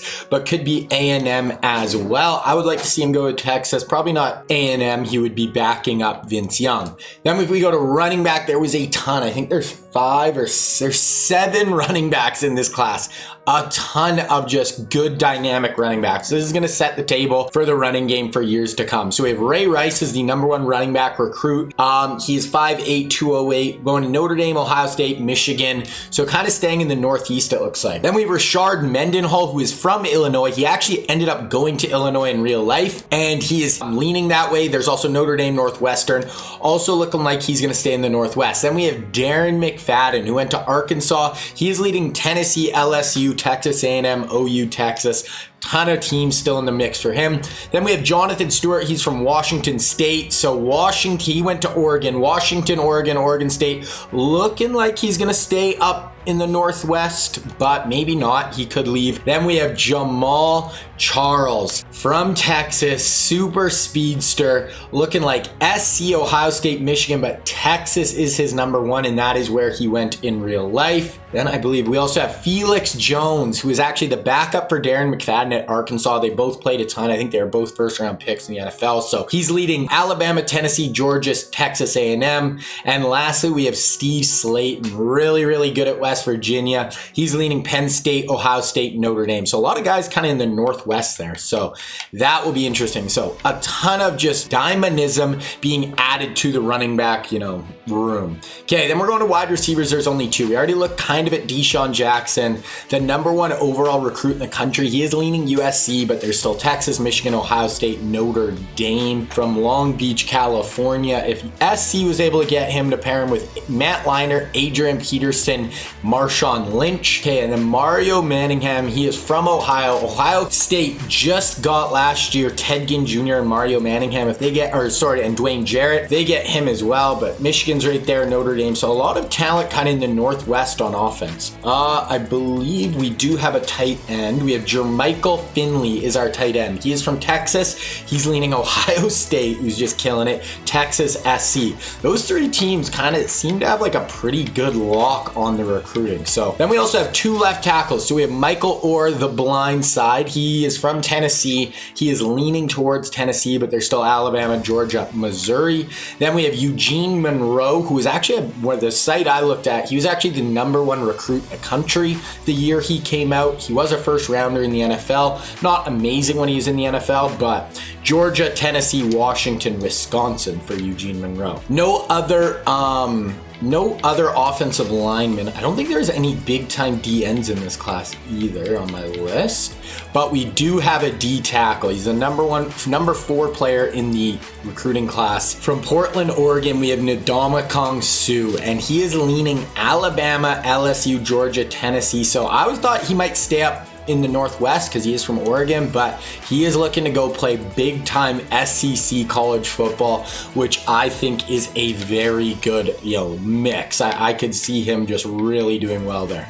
Okay, then we have a ton of inside linebackers as well. We have 4. So we have Ray Malaluga, who in real life went to USC, looking like Florida, Tennessee, or Auburn. We also have Curtis Lofton. He's from Oklahoma, and he is looking at Bama, Notre Dame, Florida, Tennessee. Then we have Brian Cushing, who also went to USC. He is at Alabama, Ohio State, Texas, Tennessee. And we have one more with James Laurinaitis right here. So he's a 4-star. He went to Ohio State in real life. He's looking like, I believe, I could be wrong, but I'm pretty sure he went to Ohio State. He's looking at Ohio State, SC, Texas, Minnesota. So that is it there. Then we have a corner and a safety left as well. So for corner, actually, I think I made them both safeties. Yeah, so They're both safety. So one is Malcolm Jenkins. He played corner, I think, more in college, but in the NFL he played safety. I put him more towards safety here. Penn State, Ohio State, Georgia, Alabama. A ton of guys going to the Northwest. And then our other guy is Kenny Phillips. I believe he went to the U, and he is Auburn, Florida, Bama, the U, Texas A&M. So a ton of talent in this recruiting class. To me, it looked like USC, Ohio State, and Texas were getting a ton of these guys. And then there's, we don't even look at all the other 5 stars who we don't make, like this guy. This guy's going to Nebraska, Michigan. So we don't know where all the guys are going to go, obviously, because I don't create all of them. But that is super interesting. Okay, now we're just going to sim to the start of this 2004 season. I want to take a look at some of our past recruits, how they're coming along, look at the top 25, see what teams are, looking like they're going to be the best this year. So obviously, as we get going, guys, I will not be able to keep track of every player. We're gonna have hundreds and hundreds of recruits coming in that I create, so we won't be able to track them all, but I've kind of put stars beside some of the best guys, some of the guys I want to kind of track throughout their career, so we can always kind of remember what school they're at, go back, see how they are looking. Okay, first I want to look at the preseason polls, and Texas is coming in as the #1 team in the country, but I know they did lose a ton of talent, but they are 97 overall. Then we have Georgia, Ohio State, Oklahoma, Alabama is right there. SC, I think SC is a sleeper. Very, very good. Miami, Michigan, Tennessee, Notre Dame. Now, I wish I could just click and look at their roster from here, but you can't. Because then I could kind of just look at the top 25 rosters. But we'll kind of go back and forth. We'll look at more as we go. I want to look actually at the Heisman Watch, see if any of our guys are in that yet. Sean Riley, I think that's the guy who won it last year. Yeah, none of our guys. But I want to look at some of the rosters of just some of the big teams who've been getting some of our recruits. So Bama, they have a really good center. I know they had those 2 defensive linemen through our first recruiting class. They had Mario Williams, who actually didn't go up that much, which is kind of surprising. He's only a sophomore. He's actually, it looks like he's not even going to start this year. Then the other one was Cedric Ellis, who was a freshman All-American, it looks like. Really, really good. That's what I should be checking every year too, is the freshman All-American. So, he's in a really good spot. Another one I want to look at is Ohio State. They're going to be one of the best teams in the country, and they had 3 of our big-time recruits early. But actually, I wanted to look at Florida too, because this is actually something interesting. So they actually recruited 2 quarterbacks in the same recruiting class the first year. They're both sophomores. They have Brady Quinn, and then they also have Jamarcus Russell. So I was kind of interested to see which one would actually be the starter. And so far, it looks like Brady Quinn is, quite a distance ahead of Jamarcus and should be the starter for Florida for quite a while. Florida State, that is actually something else. Okay, because I wanted to see where Pat White is. So he comes in as an 83 overall. Him and another freshman, a redshirt, are both 83s. This guy's a senior. So hopefully by next year, Pat White can become the starter here. Okay, I want to go Ohio State here. Ohio State, they have a junior, really good quarterback, a sophomore, none of our guys, but they do, oh my goodness, they still have a senior running back, James Lawrence. What were Reggie Bush's stats? 700 yards, that's a true freshman, 7 touchdowns, we'll take that. Another 179 through the air. So even if Lawrence plays a lot this year, Reggie's still going to be right there. They're bringing in their 2 really good young receiving recruits, Ted Ginn and Dwayne Jarrett. It actually looks like Ginn will get a bit of playing time this year out of the slot. Then by next year, Justin Morris will be gone, so they both should be starters by next year, but Ginn should get a decent amount of work. They also had a few guys on defense, I believe, right end, Lamar Woodley, 89 overall right now, already as a sophomore. We could see if he did anything last year. 3.5 sacks as a true freshman. And then they also have Antonio Cromartie, who's a 90 overall, already one of their starting corners. Didn't put up a ton of numbers last year, but that is super interesting. Okay, I want to see, those were kind of the big guys I kind of thought were interesting. Obviously, we have so many guys sprinkled throughout teams, but those were the guys that kind of stuck out to me. But then I also want to check on USC, because this I think is interesting. They are very, very good. Actually, I want to look at Texas too, because they got a few of our recruits last year. Who did they get? They got Brian Arakpo, who's behind a junior, so might not play a ton this year. Oh my God, and they have a 99 Harold Anderson. They also got Glenn Dorsey, who's going to be a starting D tackle, so that's going to be good for them. And they got Lawrence Timmons, who looks like he's going to be a starting will linebacker for them. So they brought in a ton of talent. Did they bring anybody on offense? I don't remember if they did. They got Early Doucette, actually. Yeah, so he's might actually play a bit this year in the slot. So Very interesting for them. They still have a good quarterback, only a junior. So this Texas team should be right in the national title running. Another guy I want to check on actually is Vince Young. He is now going to be the starter for Texas A&M, 93 overall already as a sophomore. I don't know like how good the rest of his team is. I think they might struggle a bit in the SEC, but he should be putting on an absolute show as early as this year. Okay, then we're going to go to SC. They have 99 Matt Leinart, who's only a sophomore. They have 99 Mike Williams, who's a senior this year. They have another senior quarterback who that doesn't do much for them. And they are very, very good throughout. Now I want to look at running back because we got to remember they brought in two dynamic recruits in Adrian Peterson and Marshawn Lynch. Now, looks like they should get quite a bit of run this year. They're the number 1 and 2 back on the team. Kind of crazy they brought both of these two guys in at once. I can't remember if they got anybody on defense. I feel like those were their two big guys they brought in. They have a really good tight end, a senior. But it looks like this year upcoming, they could have a really good recruiting class as well. Oh, they brought in Gerard Mayo, freshman linebacker, playing behind this Mickey Joseph. But yeah, they have some good linebackers. So yeah, this team is going to be very, very tough. So that's kind of just a little bit of a look at, kind of what this year is going to look like. Actually, I want to look at preseason All-Americans. This will give us an idea what people think. So Phillip Rivers is actually back. So that is huge for North Carolina State. We're kind of in that spot where some of our guys are sophomores, but by their junior year, some of those guys like Reggie Bush and all those boys from that first recruiting class should really, really start to make some noise. So, Sean Taylor, we still have free safety. This is his senior year. He should be an absolute freak show for the University of Miami. Okay. We looked at the preseason, we looked at the top 25, we looked at some of the best players in the country. Now we are going to sim to week 8, and then we're going to hop back in, look at the recruiting, look at all that, see how it is looking. All right, so here we are, just got through week 8, so we're in week 9 before the week 9 games have been played, and we're just going to go through all these positions and look what we got. So, Mark Sanchez goes to SC, and I think that is an unbelievable pickup. He's only ranked as a 4-star, but I think I made him like an 84 overall, so he's really more of a 5-star level player. He'll come in right after Matt Leinart in real life for SC, so that is a massive. Chase Daniels actually ends up at TCU. Spurs, Texas. I think that would have been a pretty good get for Texas. Good young QB that by his junior year should be really, really good. So, okay. Ray Rice goes to Notre Dame. Now, they did get Calvin Johnson last year, so they're starting to get, and they might get Rashard Mendenhall. So they are starting to have the backbone of a great offense. And Darren McFadden ends up at the Ragin' Cajuns. Wow, so McFadden is going small school looking to dominate. Jonathan Stewart, looks like Oregon is out. Looks like it's going to come down to Oregon State or Washington.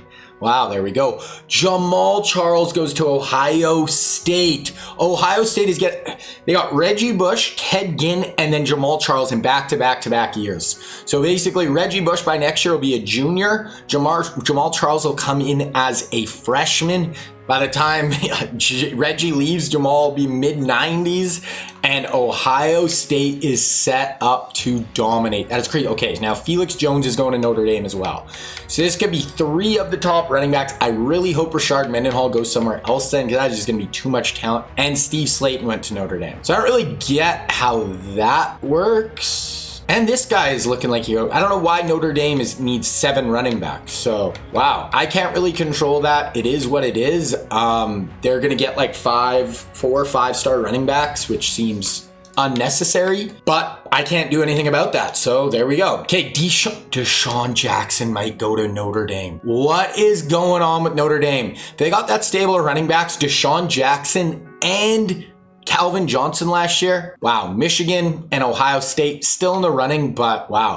Then Mario Manningham looks like he's going to go to Ohio State. Ohio State and Notre Dame are getting everybody. Jermichael Finley is going to Ohio State. Ohio State is trying to make the most athletic, dynamic offense I have ever seen, and then Notre Dame is right on their heels. That is crazy. Okay, Michael Orr is going to Georgia. That kind of fits. big offensive linemen going to play for the Dogs, and they might get Eugene Monroe. Or one of them might go to Tennessee. So you could have book and 5-star tackles at Georgia or Tennessee. So those would be huge, huge gets. Okay, we had no DNs. D-tackle, we have Ndamukong Suh.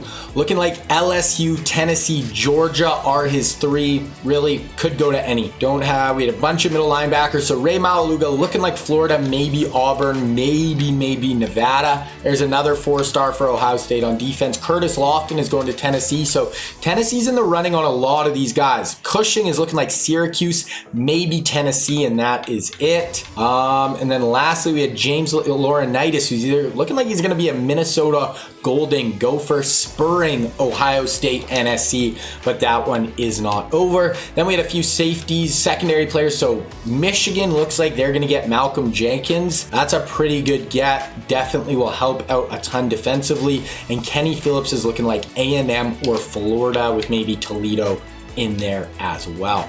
Wow.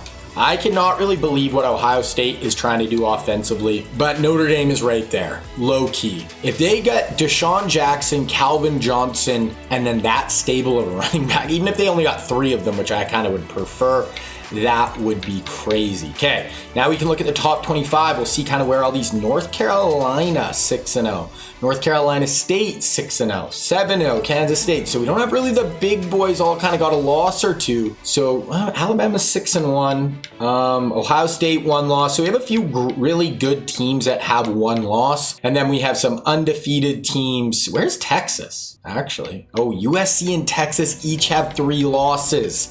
This could really be hurting them in the recruiting trail as well. USC did lock down Mark Sanchez, but didn't really see much from Texas off the top of my head. So kind of wild. We have those kind of lower teams at the top of the top 25. If we look at our Heisman watch, Reggie Bush, the sophomore, in 5th place. That is what I like to see. 900 yards, averaging 150 a game so far for Ohio State. Not a ton through the air a game, but wow, Reggie Bush looks like he is going to kill it at Ohio State. Only a sophomore and already doing that. Okay, crazy. I don't think there's a ton for us to look at right now. I think we're just going to keep going. We're going to go till conference championship weekend. We're going to take another look at recruiting. That should pretty much know where 75% of the guys are going. Then if we have a good conference championship game, we'll definitely check it out. We're starting to get more down the path where we're going to have some of our guys playing in games where we're going to want to watch them. And we'll look at the top 25. We'll see kind of where everyone's sitting. All right, so here we are. We're in conference championship weekends, like week 15. So we're going to be going through, we're going to look at the top 25, everything. Okay, so I already see a little spoiler. We already know the QBs, Mark Sanchez, SC. Yeah, we know that. Running back, okay, this is going to be interesting. Ray Rice, Notre Dame, Rashard Mendenhall, okay, it's locked. Go to Northwestern. We all know Raging Cajuns. Jonathan Stewart ends up at Oregon State. Jamal Charles at Ohio State. Felix Jones, Notre Dame, and Steve Slayton. So looks like, but they also got this Valentine. Oh no, he might go to Michigan. Don't go to Notre Dame. So they might get 3 in this class, which is kind of crazy. You really don't need more than 2. Well, they're gonna get 3. They might get 4. So really, Rashard, do not go there. But other than that, wow. Okay, this is what. So Notre Dame, last time we looked, was in charge here. Now it's flipped. Notre Dame's a bit further back, but they're in the top 3. The other are Michigan and SC. So if SC can get him and Mark Sanchez this year, along with that running back core, that would be insane. Now Ohio State might miss out on Mario Manningham as well. So Ohio State still got Jamal Charles, but they went from looking like they were gung-ho to, okay, maybe not. But they also had Jermichael Finley last time we looked, and he is locked in. So even if they come out of here with Jamal Charles, Jermichael Finley to go along with their 2 5-star receivers last year, Ohio State is going to be in a great spot. Okay, the tackles, last time we were here, both were going to either Georgia or Tennessee. Okay, Michael Orr out of nowhere. Now looks like Mizzou is in first. Bama actually shot in front of Georgia, and Tennessee is out of the running. Eugene Monroe, though, is locked in at Georgia. So no matter what, Georgia's coming out nice there, even if Michael Orr goes somewhere else. Okay, no one in the end, and Georgia gets friggin' Ndamukong Suh. So they get the number 1 left tackle and the number 1 D tackle. They are building in the trenches. That is the Georgia way. Okay, then we have a bunch of middle linebackers. We have Ray Malaluga going to Florida. I like that fit. That makes sense. He's not one of our creative guys, but Ohio State does get another 5-star linebacker. Curtis Lofton is going to Tennessee. Brian Cushing is going to Syracuse. I actually kind of like that fit. Big middle linebacker in at Syracuse. There's another 4-star for Ohio State linebacker. Then we have James Laurinaitis, who is going to Minnesota. The Golden Gophers get a stud middle linebacker to play in the middle of their defense. And we have our 2 safeties. Malcolm Jenkins is going to Michigan.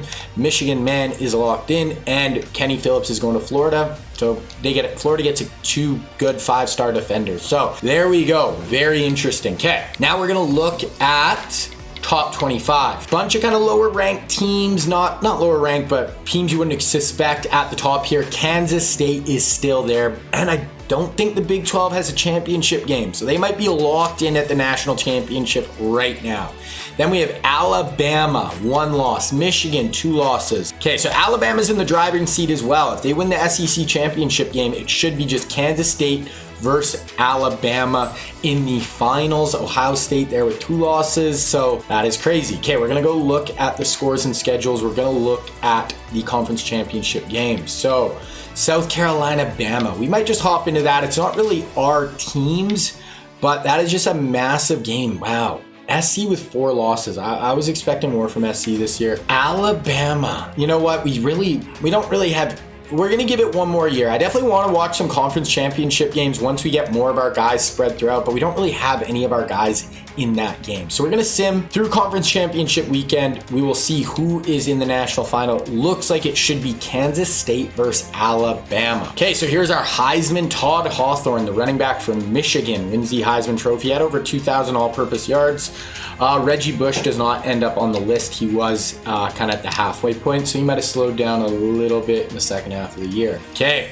Oh my God, South Carolina. South Carolina beat Alabama in the SEC final. I already fucking ruined it, but wow. South Carolina, 2 losses versus Kansas State. Knocked off Bama. That's a huge game. Georgia versus Ohio State. Tennessee, Miami, Michigan versus SC is a good one. Where did Bama fall to? Did Bama just fold up tent after that? Wow. They fall to the Peach Bowl. Wow. That is a huge loss. They would have been huge favorites over Kansas State. What was the final in that game? Yeah, they lost by 3 points to South Carolina. Okay, I want to kind of we'll just look at the rosters. I don't think any of our recruits are on South Carolina or Kansas State, but we can just look at their teams quick. I am kind of keeping track of who wins the Natties, if any of our guys win Heisman too. So, look at this South Carolina team beat Alabama, 190 on the team. He's their QB, but wow. And I would imagine Kansas State is right around the same level. Yeah, they have a sick QB, Marcus Prater, nasty QB, and just an okay roster throughout. And then if we look at Bama might not have the QB. I think their QB was decent, but they were much deeper throughout. They had a 6 center. Yeah, they didn't have the quite... he's a good QB. This Adam Sims, they have some young guys. But yeah, it was not enough. They were much more talented, but could not get it done. That's what happened. Look at this wide receiver they have, 99 speed. Ton of talent on that Bama team, but they do come up short. Okay, not going to watch this game because it is none of our guys. I promise you guys, as we get further into these seasons and we just get more and more of our players through, we're going to watch a lot more games. But right now, we know no one on those teams. We're not really invested through them to the Natty, but we'll see who won. We will look at the final stats for the season. Then we're going to go in and look at the final recruiting rankings. I'm also going to keep track of recruiting rankings, and so we can kind of go back and look who's having the most top 5 classes. I'll probably just keep track of the top 5. I haven't yet, but I kind of, after the last one, I just was keeping track of who got the first, but I want to see who's getting top 5 every year so we can look back and be like, oh, okay, Ohio State has had top five recruiting classes in the last 6 years. They should be, have a ton of talent. Okay, we'll look at the final top 25 polls. South Carolina wins the national championship. Michigan, Ohio State, Kansas State, Navy 11-2, Michigan State, UCLA. Some of the big boys. Bama lost 2 in a row to end the year. A&M. That's actually kind of what I want to do too. I kind of want to look at some of the stats for our guys here. Oh, we already looked at Heisman. So we can I want to look at All-Americans. No, Hawthorne. None of our guys really here. Adrian Peterson. Okay, so Adrian Peterson's out. That's what I want to look at. We need to look at the freshman team, but he's an All-American kick returner as a freshman. Crazy. And here, nothing. But let's look at the freshman All-American team. How many of our guys are on there? None, really. Wow. A lot of guys not on our... Lawrence Timmons might be the only one, which doesn't even make sense. And Adrian Peterson as a returner. But I want to look at some of the stats. We'll look at kind of the NCAA leaders in each one of the stats, see if our guys are anywhere near the top. And then I want to go do a bit of a deep dive on some of the guys and just see how good their year was. So if we go all NCAA, Phillip Rivers, second leading passer in the country. Matt Leinart was actually the fourth leading passer, so he had a big year. Dennis Dixon, I kind of forgot about him starting at Marshall. So there'll be a lot of guys just when we look at stats, we go, oh yeah, Dennis Dixon went to Marshall and he's been really good for them. So we will have players like that who just kind of come out, and we're not going to keep track of all of them because we can't, but they'll just kind of hop in and we'll be like, oh yeah, look at this guy. So Ohio State's QB, junior, back next year, had 41 touchdowns, really good year. Phillip Rivers, there we go, this is Adam Sims. Okay, if we look at rushing, this guy won the Heisman. Any more of our guys? No. Reggie Bush, 1492. So Reggie had a great year, and he had another good running back there with him, so he should be kind of taking over the main spot next year. As far as wide receivers, nothing crazy there. Go defense. See if we have any of our guys. Tackles for loss. QB sacks. Wow, some big sack numbers actually this year. I find sometimes the sacks numbers are very low, but there are some big ones there. None of our guys though. None really for interceptions, but they will be coming. I promise you that. Okay, I want to go back into season stats. Just look at a few of our guys and see. We want to do a bit more of a deep dive, see how they're actually coming along. So we were interested about Florida. Brady Quinn, pretty good year for a sophomore. I mean, he should come into his junior year and have a ton of opportunities. Pat White was the backup, and this guy is gone next year. That makes me think he has a good chance of playing next year. Georgia, who else do we have? Ohio State. We're definitely going to be keeping a close eye on Ohio State over the upcoming years. So yeah, they had this Lawrence guy who's going to take some carries from Reggie, but Reggie was absolutely dynamic, almost 1,500 yards. He also had 200 through the air, so they weren't going to him a ton, but yeah, he should be right there. They also had a few good defenders on the team. We'll see. Sacks. Lamar Woodley, second on the team, only 4.5, but not bad. Looks like Cromartie didn't have any interceptions, but those will be coming as well. Oh, another team. I wanted to look at Notre Dame because they had Calvin Johnson, and he's an 89 overall freshman, but he wasn't a starter. But by next year, he should be playing a ton, 150 yards, but they have a sick recruiting class coming. Notre Dame should be making some noise here coming up. The other team I wanted to look at A&M because they had Vince Young. I want to see how his second year was like. His first year as a starter, 2,622, 93 overall though. By next year, he should be absolutely killing it. 600 yards on the ground, so he can run a ton as well. And I also want to look at SC because Matt Leinart wasn't part of our recruiting class, but he was a real life player. He's a 99 overall sophomore, so if he's back for the next few years, they should be right in the running. So this Patterson, so these guys weren't even the starters this year, which is bizarre. But by next year, Marshawn got 1 carry. Peterson didn't really get any, but by next year, those two should be the starters. They are losing Big Mike Williams, so hopefully they're losing their senior tight end. So they're going to be losing some pass catchers. If they're able to lock down Deshaun Jackson, though, that would be absolutely massive. So I think that's kind of everything I wanted to look at through that year. Pretty interesting. I think just as we keep going with this, guys, it's just going to get more and more interesting as we go. Okay, we're going to go to the end of the season right now. Going to go to National Signing Day, look at where everyone signed, look at who had the best recruiting classes, and then we're just going to go on to the next year. So this was the 2004 season, South Carolina. I'm actually going to write that down before I forget, because yeah, who would have thought South Carolina would have won? And Heisman was, I'm only going to really track the Heisman if it's one of our guys win it.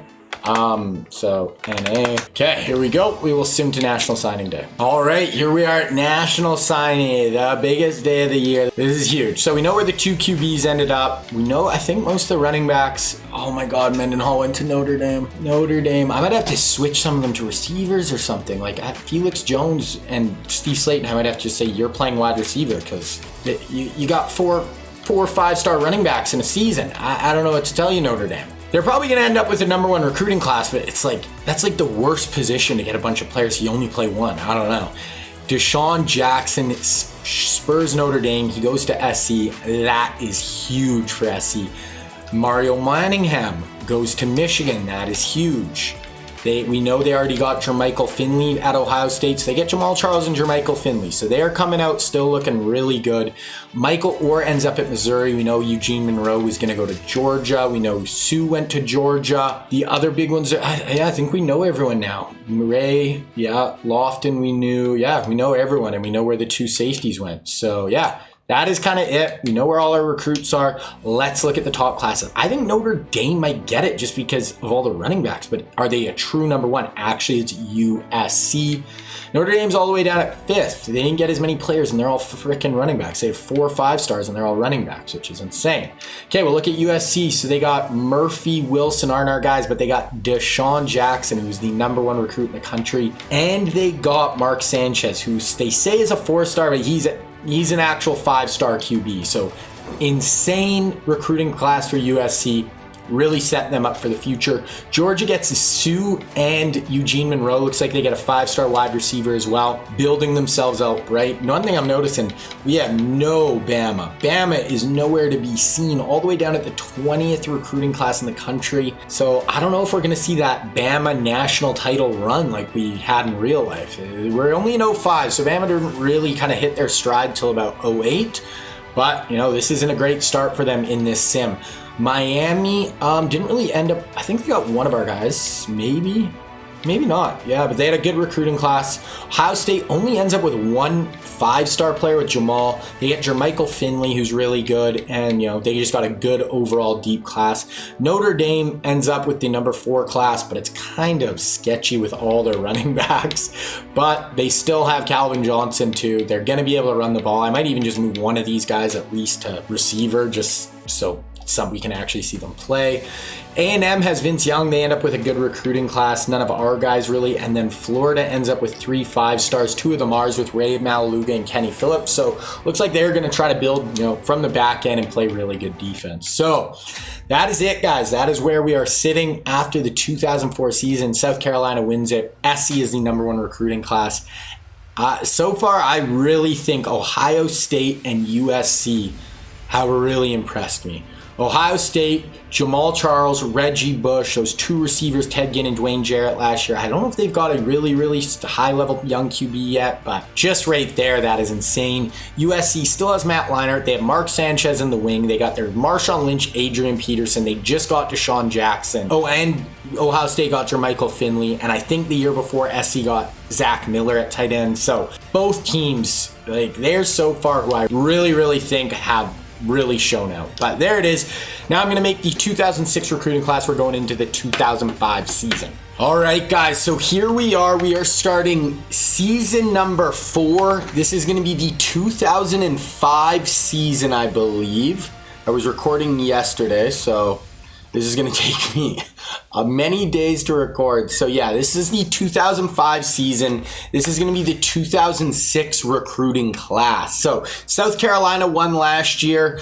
Kind kind of surprising, but I think really starting this year is where we're going to have juniors like Reggie Bush. Kind of that class is going to be juniors. So we're really going to get to see, a lot of our guys really starting to be all over college football. Now, I did have a bit of issues making this recruiting class. My game froze, and if I have a duplicate of one guy, I can't really tell. I make these players and then they just go in the recruiting class. I can't check on them again. I can't see everything. Once I make the guy, they're just gone into kind of the abyss. So I'm hoping everything worked out. We will see. I'm really hoping this thing is all good. So if there's anything weird like a double of a player or anything, I'll just kind of delete one of them once they're done being recruited. Okay, this recruiting class is very, very good. This might be better even than the 2003. I think 2003 was the best recruiting class so far. Then the other 2 years were decent. This one is very, very good at a lot of big positions. So QB, we have 3 of them or 4 of them. No, we have 4 QBs here. So really, really good. Starting with Jake Locker from Washington State, ended up going to University of Washington, but here he's aiming towards Auburn, Wake Forest, North Carolina State. So not really staying up in the Northeast. Then we have Tim Tebow going to a lot of the same schools: Auburn, North Carolina State, Marshall. Very interesting. Then we have Matt Stafford from Texas, looking like Michigan, Alabama, Ohio State, Texas, SC, Notre Dame, and Georgia. Kind of going to the big schools that seem to be in on the most guys. Then the other one is Sam Bradford, also going to Auburn and Wake Forest. So Auburn and Wake Forest in these early days are really in on a lot of these big QB recruits. So that's interesting. Okay. Then if we go to running back, we have a few really good ones. We have 5 of them. So first we have Sean Marino. He went to Georgia in real life. He's from New Jersey. He's going to Penn State, Alabama, Notre Dame, Rutgers. DeMarco Murray, he went to Oklahoma in real life. He is looking at Alabama, Notre Dame, LSU. Hopefully no more running backs are going to Notre Dame for a bit here. LaShawn Shady McCoy, Michigan, Ohio State. If this guy ends up at Ohio State as well, they'll get Reggie Bush, Jamal Charles, and LaShawn McCoy. This is kind of that run that Alabama went on, in the last few years, where they just have running backs everywhere. And Beanie Wells, also at Ohio State, a little bit different. This guy's a pure power runner. Also Notre Dame. So Ohio State and Notre Dame seem to be in on a ton of the running backs. Then lastly, we have CJ Spiller, who went to Clemson in real life, was like a top 10 pick by the Bills. Really, really good in college. He is from Florida though, and it looks like he's staying in the South, Florida, UCF, USF. So yeah, kind of looking like he's going to stay around there. That is it. We have no fullbacks, and we have wide receivers, and we have 3 wide receivers, and 2 of the 3 are really good, and even the other one's good. But first we have Percy Harvin, one of my all-time favorite players. He's leaning towards Alabama, Notre Dame, Ohio State, of course, Georgia, Tennessee. So Ohio State is just in on everyone. Then we have Kenny Britt. He's from New Jersey. He's going Georgia, Notre Dame, Tennessee, A&M, Bama. Then lastly, one of the best college receivers of all time from Texas, Michael Crabtree. He is leaning towards Texas, A&M, Oklahoma, Baylor. So kind of staying in that area. That would be a huge get for Texas. He obviously went to Texas Tech in real life and broke Texas's heart in some big games. Okay, I don't think we have any tight ends this year, but we do have 3 offensive tackles. So we have Trent Williams, someone still playing today in the NFL. I mean, so is Stafford, but one of the best offensive linemen of all time, and he is leaning towards Alabama, Ohio State, SC, Georgia, Michigan, kind of with the big boys. Then we have Andre Smith from Mobile, Alabama. Actually went to Alabama in real life, but he's going to Kansas State, Stanford, UCLA, UNC. And then we have one more is Jeff Otaw. I believe this guy went to Tennessee. I can't remember off the top of my head, but he has Ohio State, Texas, North Carolina, Wisconsin. So 3 really good offensive tackles there. No interior linemen. We do have some D ends though. So we have Sergio Kindle, really freak athlete who went to Texas in real life, and he is leaning towards LSU, Florida, Georgia, Miami. Then we have Brandon Graham, a legend of the Eagles and the Michigan Wolverines. Here he's leaning towards Texas, Notre Dame, UCLA, Miami. He's from Detroit. I'm kind of shocked that Michigan's not even on his list. Then we do have some D tackles. We have two really just super studs. So we have Geno Atkins. He's from Florida, but he's not looking like he's going to stay home. He's going Michigan, SC, Bama, Ohio State, Georgia. Then the other one is Gerald McCoy. I have not seen Oklahoma in on any of these guys. You know, they got Gerald McCoy in real life. He is from Oklahoma. He's leaning Bama, Michigan, Texas, and Nebraska SC. Okay, then we have middle linebackers. I think we only have one. We have Brandon Spikes, kind of a Florida legend. He was on those Tim Tebow teams. He's from North Carolina. He's leaning North Carolina, Georgia, South Carolina, Tennessee. Then I think we have one corner and two safeties. So for corners, we have Vontae Davis, absolute freak show. Vernon Davis's little brother. He's leaning towards Bama and Notre Dame. Bama seems to be in on a lot of these defensive recruits. Then we have two strong safeties. We have Myron Roll, Rhodes Scholar. He was like a big story when he was entering the NFL draft. He went to like Cambridge and stuff, but he's going Bama, Notre Dame, Georgia, Auburn. And then the other one of the freakiest athletes in the history of college football, Taylor Mays, 6'3", 220 pounds. He is from Washington State, so he's leaning towards UW, Oregon State, Boise State, though he did go to USC in real life. So that is the recruiting class, guys. I think this recruiting class is absolutely freaking stacked. Really, really good. So now we're just going to sim forward here. We're going to go to the start of the season. We're going to kind of look at some of our big recruits through the years, look at the top 25, see where we're all sitting. All right, so here we are at the start of this 2005 season. We're going to look at the preseason polls first, kind of look where we're looking. So Ohio State, their recruiting classes have been absolutely unbelievable. 97 overall, a little lower on defense, but this Michigan team looks really solid as well. 97 across the board. Defending national champs, South Carolina, but I don't think they're going to be anywhere near the top this year. Notre Dame has a good squad. Bama, honestly, has not had the best recruiting classes. It looks like their offense isn't great. Defense is really good. Georgia might be the most talented team in the country. Texas A&M, one of the most talented teams. USC, one of the most talented teams. So kind of want to look at those. We're going to go look at some of our guys, go through some of the rosters here, see who got better, see who got worse. So yeah, we'll start Alabama. Yeah, like they look good. They have a good QB here, senior quarterback.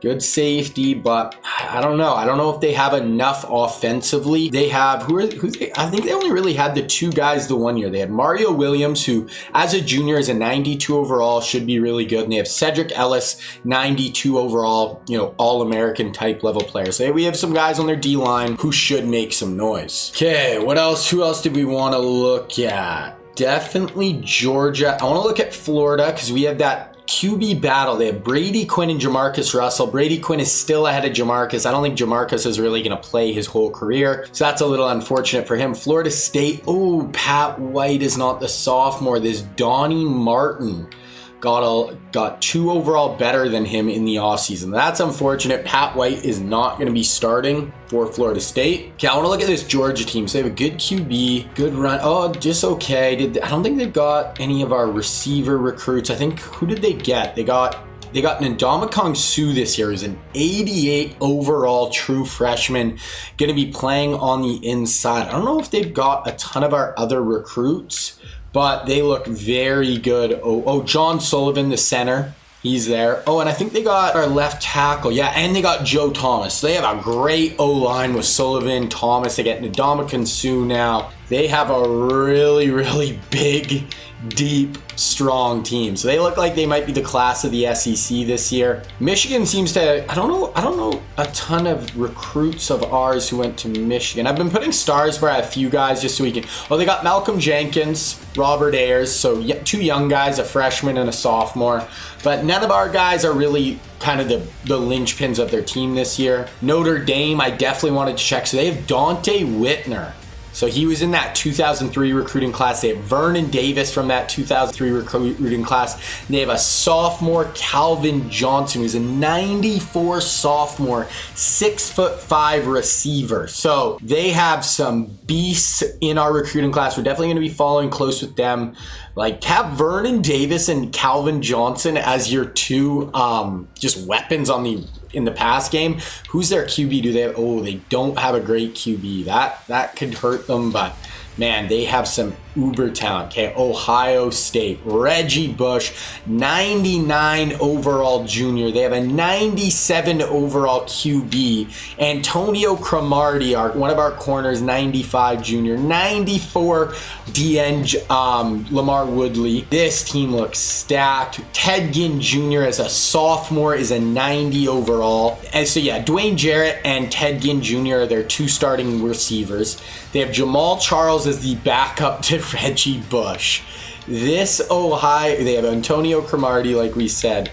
This Ohio State team is absolutely freaking loaded. I think they got a tight end too, didn't they? They got Jermichael Finley, so they had no tight end, so he's their starting tight end as well. So, wow, we are going to be keeping a very close eye on Ohio State. That is crazy. I kind of mentioned Oklahoma has not been getting the big recruits, really. Looks okay, but yeah, they haven't been getting the big recruits. I haven't noticed Oregon really getting crazy recruits. Few more teams we want to look at. Texas for sure. Who did Texas have? They got Michael Griffin, good safety. Brian Arakpo, sophomore, already a 90. That's good. Glenn Dorsey, sophomore, already an 89. Early Doucette. So they have a few sophomores who are really coming into their own. Lawrence Timmons. Yeah, I think last year they had the #1 recruiting class. So they didn't have a ton of guys from 2003, but the 2004 class, they really killed. They do have a 99 overall QB with a 97 receiver. So Texas should be, right around there to make some noise. Okay, Vince Young. 99 overall junior. He has a 97 wide receiver, a huge good O-line, another Robert Meacham as a junior. Okay, so this team, he is loaded. He has weapons galore. I'm looking for Vince Young to put his stamp on college football this year and be an absolute freak show. This is your year, Vince. Okay. Last team I think I want to look at is USC. Still have Matt Leinart as a junior, so he could technically be back next year. Good. Oh yeah, and they have, their two running backs. They have Adrian Peterson and Marshawn Lynch. Crazy. I think they got Deshaun Jackson as well this year, so he is going to be playing out of the slot. 88 overall, true freshman, freak show playing in the slot. They did get Zach Miller, only a sophomore. They have this Newman guy, so they have two really good tight ends. They should be set up for success for sure. I don't know, I think they might have got a few guys on defense. Gerard Mayo, sophomore, already a 90, playing on the inside of their defense. Deshaun Jackson, that is just such a big get for them. Absolutely. They got Lawrence Jackson, sophomore. That is just absolutely perfect fit. Was there any other? Oh, and they got Mark Sanchez. So that was actually a great pickup for SC as well. So they have this Yates guy who's only a sophomore. They have Mark Sanchez as a freshman and Matt Leinart as a junior. So they have an uber talented QB room. Was there any other? Richard? Oh, we might have to go check on. I forgot. If we remember the last season, Notre Dame got 4 freaking 5-star running backs. So we need to go just check on their running back room. They didn't get a QB, but they got 4 mid to low 80s freshman running backs. Looks like Mendenhall and Felix Jones are the best, with Ray Rice and Steve Slayton just behind. So I don't really know what they're going to do with all those guys. There's not a ton of transferring, I've noticed. It would be nice if there was a little more. But one other thing I want to look at, actually, Heisman, and we'll look at preseason All-Americans. So Hawthorne, none of our guys, which is Reggie Bush, 99 overall. Vince Young, 99 overall. You think those guys would be, in the Heisman watch, but apparently not. Look at preseason All-Americans. Joe Thomas is for Georgia. For our guys, is that it? Wow. Okay. Joe Thomas.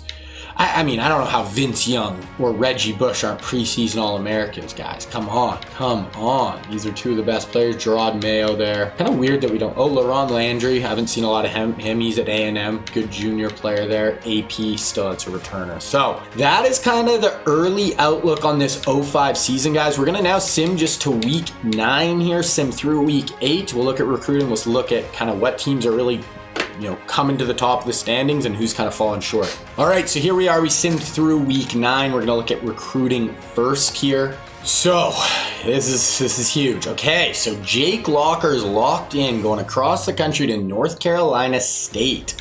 Crazy. Do not go to North Carolina State.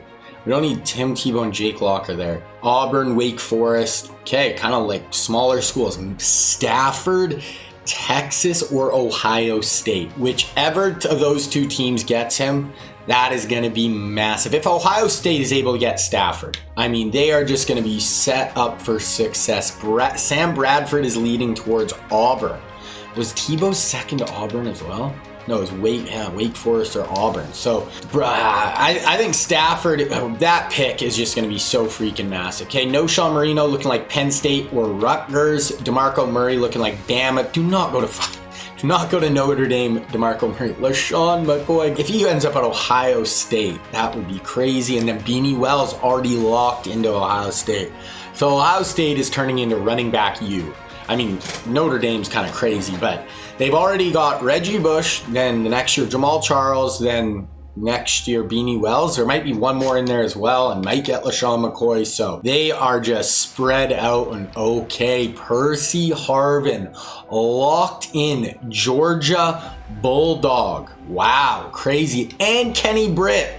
So Georgia has been going really hard on the O&D lines. Lock in the 2 best receivers, and Michael Crabtree goes to Texas. So Texas, if they are able to grab Crabtree and Stafford together and bring him to Texas, wow, that would be massive. This is massive for Georgia. 2 of the top 3 recruits at wide receiver in the entire class. Crazy, and this guy's a fake player, but might go to Georgia as well.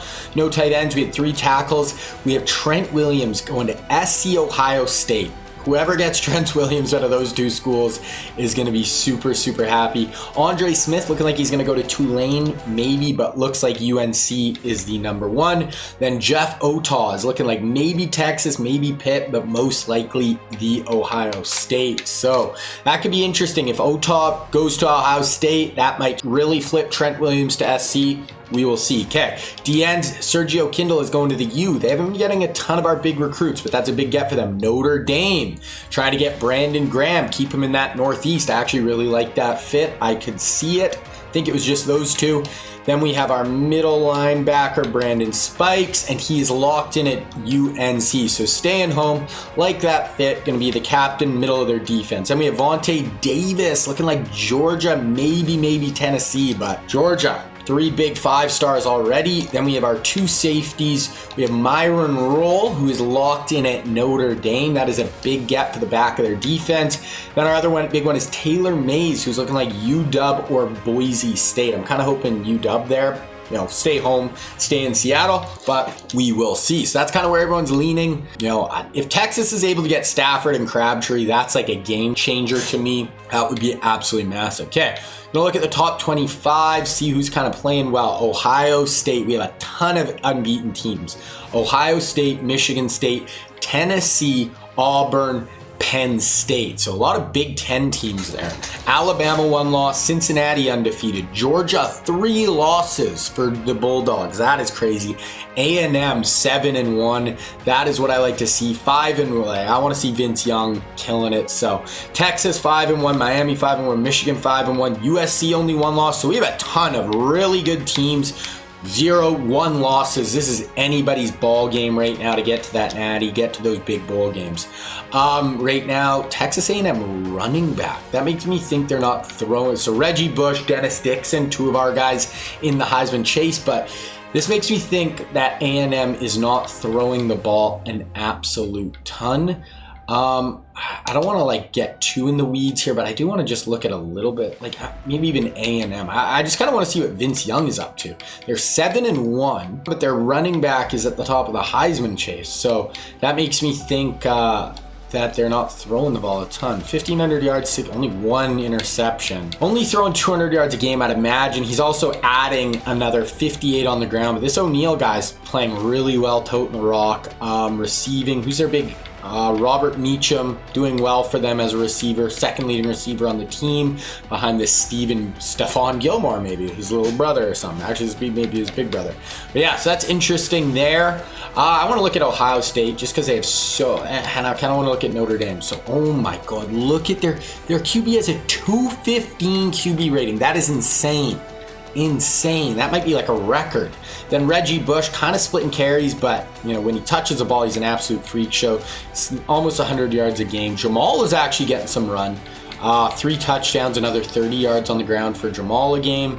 Receiving Ted Ginn Jr., number 1 receiver, and then Reggie Bush is number 2. Dwayne Jarrett is number 3. Ohio State is our team right now with just all our recruits. They've just absolutely killed it in the recruiting. 3 leading receivers are our guys. That is super cool to see. They also have some of our guys on defense. Lamar Woodley right here, only 1 sack. Oh yeah, only 2 tackles for loss. So Woodley honestly hasn't been amazing.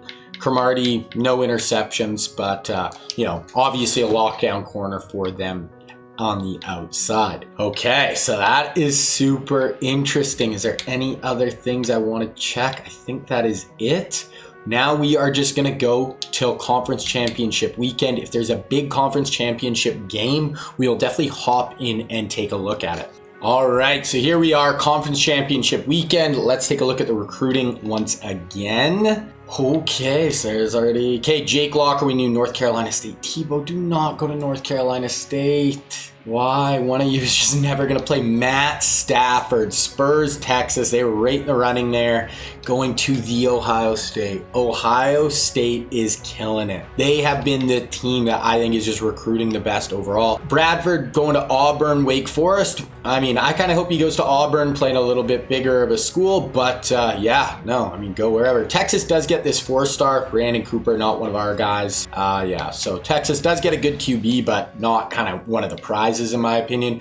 Noshawn Marino locked in at Penn State. DeMarco, Alabama or Notre Dame. Go to Alabama or LSU. Just don't go to Notre Dame. LaShawn McCoy. A bunch of teams. It's too close to call, but right there, Ohio State, and we know they already got Beanie Wells. So freaking Ohio State, man. So we already know all these 3 guys. The tackles are interesting. So we have Trent Williams. It's down to SC or Michigan. Ohio State is out here, but it looks like Michigan, but USC still has a chance. Andre Smith locked in at North Carolina. I'm going to guess Otah went to Ohio State. Oh no, he's leaning. He didn't lock in there. Wow. If they get him too, though, that's just another just in the chamber. We know Kindle. And, our other one was Brandon Graham, who also goes to the U, kind of out of nowhere. He was going to Notre Dame kind of last time we looked. So they get a couple of bookends here. Kindle and Brandon Graham for their defense. That's huge. Geno Atkins looking like SC is going to get Geno Atkins, maybe West Virginia. And Gerald McCoy is going to go to Nebraska. I actually think we forgot to look at these 2 during the last one. We did look at them the first time we looked, but Geno Atkins, SC, Nebraska getting Gerald McCoy. So that's kind of funny. Nebraska lost out on Ndamukong Suh, but they get Gerald McCoy the year later, so that's not bad for them. Middle linebacker Brandon Spikes, we know. Corner Vontae Davis going to Georgia, so Georgia getting some big 5-stars there. Then we know with strong safeties, we know Myron Rolle is going there to Notre Dame, and it looks like Taylor Mays is going to go to Oregon State, with Washington still kind of creeping around the outside there. Okay, very interesting. Okay, let's go look at the top 25. Who is still killing it at this point? Ohio State, 12-0. I love this team. I'm not an Ohio State Buckeyes fan, but I just want to see our recruits kill it. Reggie Bush is probably my favorite college football player of all time as well, so I like seeing that. USC is right there. Cincinnati, Toledo, Tulane. Texas is right there. Georgia, 4 losses. Georgia looked stacked to me. Alabama, I kind of seen taking that step back. 3 losses for Texas A&M. I would have liked a little more. But, okay, kind of dream scenario right now is if somehow Tennessee could lose the SEC championship game and we get a USC-Ohio State final. That is kind of a dream matchup, I think. That would be really cool to see. We don't really have any of our guys on Tennessee. If we look at these games here, okay, so we need Auburn. I'm sorry, Vols fans. I would much rather see USC versus Ohio State. So we need Auburn to kind of win that game. USC, Washington, not any huge matchups. Ohio State should definitely win that one. I do want to kind of watch some of these if we get a really good matchup, but there's not Marshall. That's led by Dennis Dixon. I'm guessing that guy's had a great season. So I think we're just going to sim through those. Maybe we'll watch another bowl game if there's a good matchup between two of our teams here. Heisman watch, the OU running back, the Ohio State QB, Dennis Dixon, I'm sure is killing it. Adam Sims. So there we go. That's a Heisman watch there. We're going to wait to look at the stats through the final year. Okay, so we're just going to sim at the end of the year, sorry. So we're going to just sim to bowl season here. I'm really hoping SC Ohio State. That would be sick to see. So Walker wins the Heisman. We still haven't had any of our actual recruits win the Heisman, which kind of sucks. I would have liked Reggie or Vince or someone to win it this year. Oh, I think we have we do. We have Ohio State, USC. Oh my goodness. Okay, we're going to look through the other bowl games. Maybe there's another one we could watch. I don't know. Maybe. We'll just go right down to the end here. So, wow, what a matchup. It is 2-loss SC, but I think that team is stacked. Miami, Tulane, Oklahoma, Michigan, Texas, Auburn. We don't really have any guys on Auburn. Bama there, Cincinnati, Tennessee, A&M playing Michigan State, Nevada, North Carolina, Georgia, Indiana. Yeah, so nothing crazy, but I'm so hyped. This is the first time we've had a really, really good national championship. I want to go look at the rosters. We kind of looked at them a few times, but just give us a quick rundown. There's just guys littered on both teams. We've looked at Ohio State a lot, so even if we just look at USC here, just to give us another little look-see, they got Leinart, you got Adrian Peterson in the backfield. They have Marshawn Lynch. They have Gerard Mayo, Deshaun Jackson. I know they have Zach Miller as well, Lawrence Jackson. Mark Sanchez as a backup QB. They have so much talent, but I think Ohio State just, and they're bringing in Matt Stafford, Bush, 99, 98 QB, Cromartie, Woodley, friggin' backup QB using 94. Ends, friggin' guys, Ted Ginn Jr., leading receiver, Dwayne Jarrett, just guys literally, Jamal Charles as a freshman, looks like he's a freshman All-American. This is the matchup, guys. I'm hoping it's close. I want to just see a good game. We are going to definitely 100% watch some of this game. I'm going to even watch like just the whole fourth quarter. I'm so hyped for this. Let's get into it. So this is where they sit. Wow. Ohio State, the #1 offense in the country, averaging 46 points per. They're first in points, yards, pass yards, 10th in rush yards. This team is next level. 5th in defense as well. This Ohio State team looks like an absolute buzzsaw, but USC isn't far behind. 3rd in points, 6th in yards, 3rd in pass yards, a little lower rush yards. Still a good defense. I mean, they play different schedules, so it's hard to know. Cromartie, Reggie Bush in their top 3. Matt Leinart, Marshawn Lynch, Adrian Peterson. That's a pretty nasty top 3. Not a lot of injuries. We're just ready to rock here. It is raining. It looks like this might be the Miami Stadium Orange Bowl here. It is raining. Hopefully it doesn't affect the game too much, but we're gonna sim. We'll just sim to halftime at least, and then we'll kind of gauge where we're at. Okay, simming through the first quarter here. So it's 9-7 Ohio State. After 1, we'll go to the halftime. All right, it is 23-10 for Ohio State.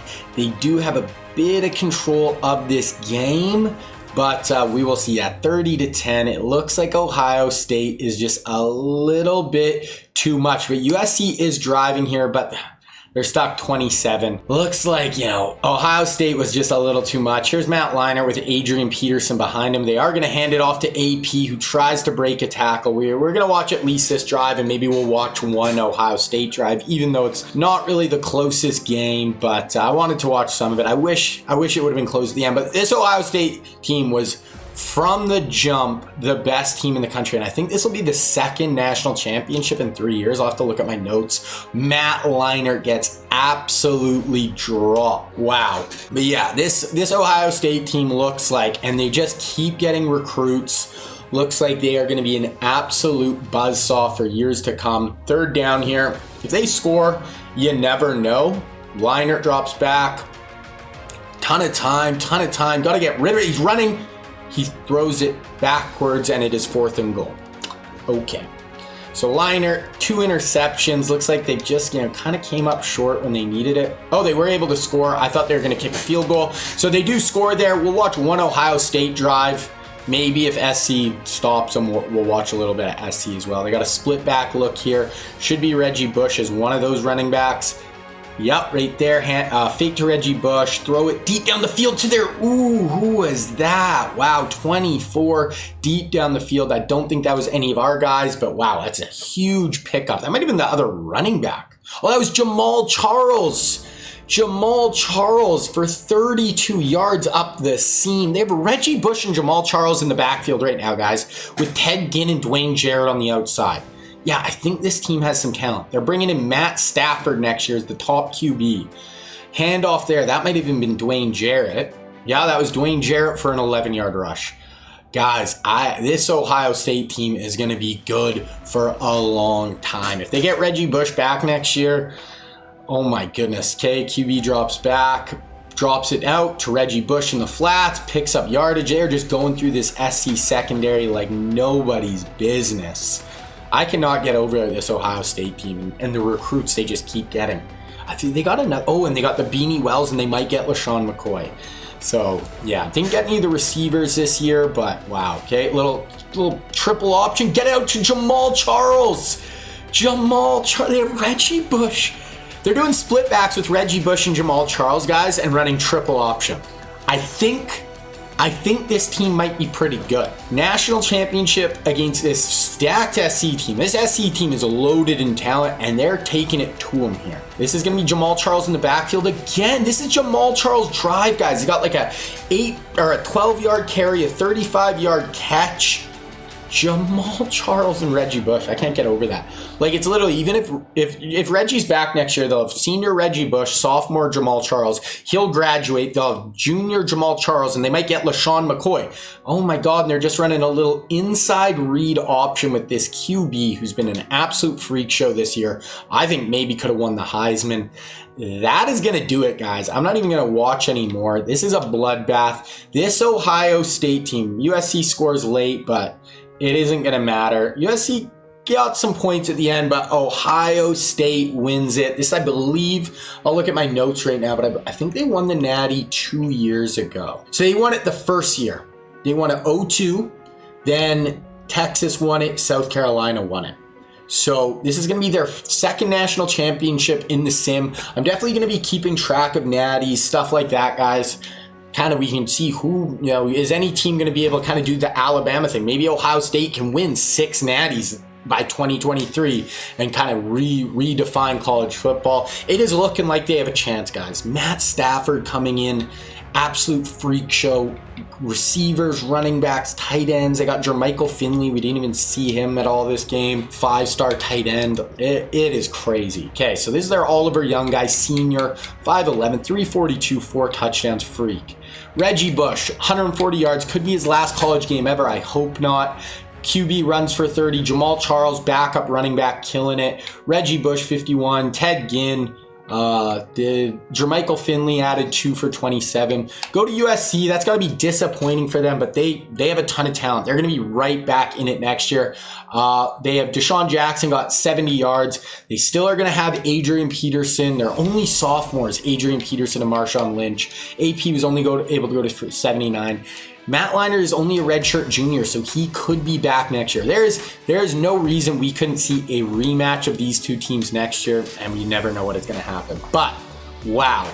Ohio State bow down to the champs, 14-0, absolutely crazy. We're going to sim to the end of bowl season. We're going to look at, the final top 25. We're going to take a look at the stats for the year, kind of see who put up some big numbers, and then we'll kind of wrap this season up with National Signing Day and see where all the big recruits land. Okay, top 25. The Ohio State, Cincinnati, Toledo, Texas right there. Only 2 losses for Texas. They're going to be right in it. SC, Miami, Georgia. Super surprising with Georgia. A&M, I'd like to see them be in it, in the mix next year. Okay, now we're going to look at the season stats for all the NCAA. Then we're going to go in and kind of look at some of our guys, the big-time recruits, and see how they are doing individually as well. So, yeah, I think Dennis Dixon, playing at Marshall, leading the nation in in passing. I guarantee he's good at running the ball too. Yeah, he ran for 750 yards, another 11 touchdowns. He easily could have won the Heisman. I think I would have gave it to Oliver Young. 53 touchdowns, 2 interceptions on the #1 team in the country. Easily led the country. And look at the difference in how efficient he was. Absolutely insane. Matt Leinart right behind him, but this Oliver Young had an unbelievable year. But that is going to be the thing. They're losing their QB. If Leinart stays, SC keeps theirs. Easily led, and 2 interceptions. This Oliver Young guy was a freak of nature. My goodness. Okay, now we're going to go rushing. Austin Walker, wow, for Oklahoma, killed it. None of our guys. I know Reggie had a great year. He's kind of splitting carries. He's not getting those 300 plus carries, but 6.3 yards a touch is very good. Do we have anyone else running backs? Not really that I'm seeing. Oh, there's Darren McFadden. He went to a small school, so we're not going to see him a lot unless he just kind of pops up in our feed like this. I'm not keeping super close tabs on the Raging Cajun, but that is cool to see. Average yards per game, that'll be kind of the same. If we look at receiving, did any of our guys have big years? Ted Ginn Jr. as only a sophomore, over 1,000 yards. That's a very good year for him. TDs, Ted Ginn Jr., 18 touchdowns. Wow, him, Reggie Bush. I can't get over that Ohio State team. This is just total tackles. To see if any of our guys, not seeing tackles for loss. None of our guys really. It's always going to be a little harder to kind of keep track of defensive guys. It's harder for them to just consistently make like game-breaking plays where they show up in these stats. But we can track them by overall and just team success. Okay, now I just want to look at a few of these teams, just see how some of these guys did. If they're not, league leaders, but they can still be really good players. We can look at the Florida QBs. I was just kind of interested because there's the 2 of them with Brady and Russell. Brady had an okay year. Jamarcus just is never going to get much run there. Florida State, yeah, this Martin guy played over Pat White, so Pat really didn't get any run. Georgia, who was on Georgia? Yeah, nothing we can really look at. Did any of them like Sue? Oh, Chris Long. They also have Chris Long. I forgot about him. Only a sophomore, 8.5 sacks. That's really good. So they're going to have Chris Long and Ndamukong Suh, only a freshman on their D-line. So Georgia is set up for success. Definitely going to be looking at, we could do a deeper dive on Ohio State. Defensively, tackles for loss, did they get any? Lamar had 10. QB sacks, yeah, not a big. Lamar only had 3.5. I don't know. Yeah, Cromartie only had 1 pick, but I mean, I guarantee he's just locking people down on the outside. Absolute freak. We know this Oliver Young guy was insane. Jamal, 800 yards as a true freshman, backing up the best player in the country. That, I know I've said it a bunch here, but Ohio State, holy crap. Ted Ginn, Reggie Bush, that's their top 3. Like Reggie had such a freaking good year. This guy, absolute freak of nature. Okay, I want to look at Notre Dame. We haven't seen, if they didn't have the QB play this year. They have this Bowie, he's only an 80 overall, which is unfortunate. They have their just stable of running backs, but they do have Calvin Johnson, only a sophomore, 900 yards with not very good QB play. Vernon Davis is kind of getting screwed too. He's a junior, 95 overall, 3 touchdowns. Kind of unfortunate. We need them to get better QB play to really see, a big impact from these guys. If we look at tackles for loss here, sacks, I don't know. I know Dante Whitner, he had 2 interceptions, playing, kind of 96 overall, going to be playing great for them on the back end. Looked at Ohio State. I want to look at A&M and USC quickly. Texas, Joe Bryant, who is their receivers? They had early Doucette, decent year here. Do they have any of our running back? No. I think they do have some defensive players. Lawrence Timmons led them in, and he had a ton of tackles for losses at linebacker. That's crazy. Glenn Dorsey on the inside. Plus Lawrence Timmons had 4.5 sacks, so he's doing well for them there. Okay, I want to go to A&M. I'm really interested to see. So they have Meacham, 554, second leading receiver on the team. He should be the starter by next year. Only 146 QB rating, 28. So Vince didn't absolutely kill it. He had a good year. Added 774 on the ground and 8 touchdowns. He's 99 overall. I would have liked to see a little more from him, but still a good year. Then lastly, we have USC. Leinart, very good year. Probably the second, third best QB in the nation this year. AP, 1,100 yards. Marshawn, 700. not running the ball a ton, but, doing well when they get their opportunities. Receiving, Deshaun Jackson, 733 as a true freshman. And both these, so this guy's back. So Sutton and Deshaun as their starters next year, but Luke Miller is gone, and they're going to have Zach Miller at tight end. Very, very interesting. This SC team is going to be right there next year. Lawrence Jackson, 12 tackles for loss, 3 sacks. Do we have any other guys for them? Gerard Mayo, might not be playing a ton for them. Okay, so that's kind of a breakdown of the stats. I also just wanted to look at the All-American, see how many of our guys made this. We'll look at freshmen as well. So yeah, Young, he should have won the Heisman in my eye. Tedkin Jr. as a sophomore, first team All-American. Wow. Leonard on the inside for them. Medley, nothing really on defense. Okay. Second team, Brandon Bush. Reggie Bush gets second team All-American nod. Joe Thomas, second team All-American. And Jamal Charles, second team All-American kick returner. Freshman All-American, Jamal Charles, Deshaun Jackson. Jermichael Finley for our guys. Kenny Phillips, the safety. I believe that's one of our guys, right? And yeah, that looks like it. Wow, okay. So that wraps up the 2005 season, guys. I've said it a few times, but this Ohio State team looks scary. Bringing in a ton of more recruits. Matt Stafford, this is wild, very crazy. Like I said, I could see them and USC being right near the top next year. I could see Georgia, A&M if they put everything together, if they get Vince Young back. But we're going to wrap this season up. We're going to go to National Signing Day, take a look at that, and see who's getting these big-time recruits. All right, National Signing Day. We are here. Let's take a look. Okay, so QB Jake Locker, North Carolina. They both went North Carolina State. Damn, that's unfortunate. We know Stafford, Ohio State. The last one was Bradford, who's going to Auburn. I'm glad he went to Auburn. That's a good get for the Tigers there to compete in the SEC. Here we know Sean DeMarco ends up at the U. That's a good get for the U. LaShawn ends up at Texas. Okay, honestly, Ohio State didn't need another running back. That is a big pickup for Texas. They already got Beanie Wells. They have Jamal Charles. They have Reggie Bush. They are good to go there. Percy, Georgia, we know those 3 receivers. Okay, the tackles we weren't sure of. Trent ends up at USC, just over Michigan. That is huge for USC. Andre Smith we knew, and Jeff Otah's the last who goes to Ohio State. Huge get for Ohio State, just narrowing out Texas. That is massive. Okay, we know our DNs. They both went to Miami. Geno Atkins goes to SC. So SC kind of loading up on the trenches there. We know Gerald McCoy's going to go to Nebraska. We know Brandon Spikes ends up at North Carolina. Vontae David, we know Vontae Davis goes to Georgia.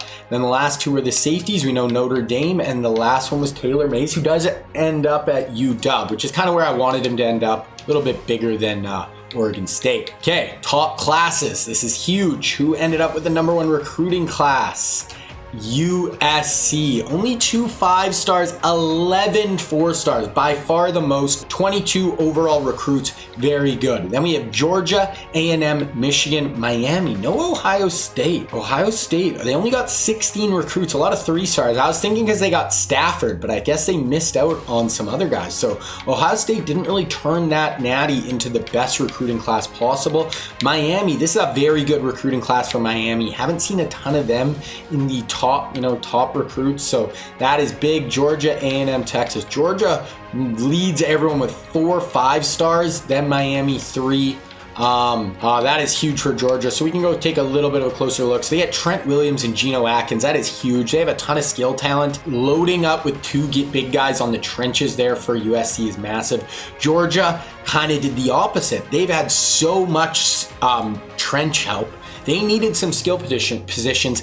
They get this guy who's, another 5-star receiver to go along with Kenny Britt and Percy Harvin. Vontae Davis, the #1 overall corner recruit. Huge recruiting class for them. A&M, not a lot of 5-star talent, but a lot of 4 and 3 stars. Michigan, only 1 5-star. None of really our guys, maybe 1 or 2. These guys get DeMarco Murray and the 2 defensive ends, so that's big for them. Texas gets LaShawn McCoy and Michael Crabtree. So if they were able to split Matthew Stafford and they would have got Stafford, Crabtree, and McCoy, they would be in a great spot, but still really good for them. So that is our top 5 recruits, guys. That is going to wrap up the 2005 season. Next is going to be 06 and the 07 recruiting class. All right, well, the next recruiting class is made. We are now going to be in the 2006 season and the 2007 recruiting class. So this is going to be a big year because this is the first year that players from that we have a full recruiting class as seniors. So now we have players basically junior, senior, sophomore, freshman, and recruiting classes of the first year. So from now on, these rosters are going to be chock full of our guys. They're going to be everywhere, all over these teams, new guys always coming in. So now we are really getting into the meat of this video, of this series. I think this is from now on. I think that last season was really cool with that Ohio State victory, and I think just from here on out, it is just going to get better and better, and I cannot wait. Now, I have said I thought 03 was maybe the best recruiting class, then maybe 06. This 07 class, I think this is the best one yet. This 07 class is absolutely stacked. So we are just going to hop right in here. All the recruits are made and we will see. We got positions everywhere. So many good players. This stuff is wild. Like I'm telling you, this recruiting class is very good. So Golden Tate actually comes through as the #1 recruit. That's kind of just a list. You can see the amount of talent in this recruiting class is sick. So first we have quarterbacks, and we actually have 6 quarterbacks in this recruiting class with 2 borderline NFL Hall of Famers at the top. So the first is Cam Newton. He is from Atlanta, Georgia, and he might go to Ohio State. They just got Matt Stafford. Ohio State is just on a different level, but it's super close. There's Bama, there's Texas, there's Notre Dame, there's SC, there's Clemson, no Georgia, which I find a little bit surprising.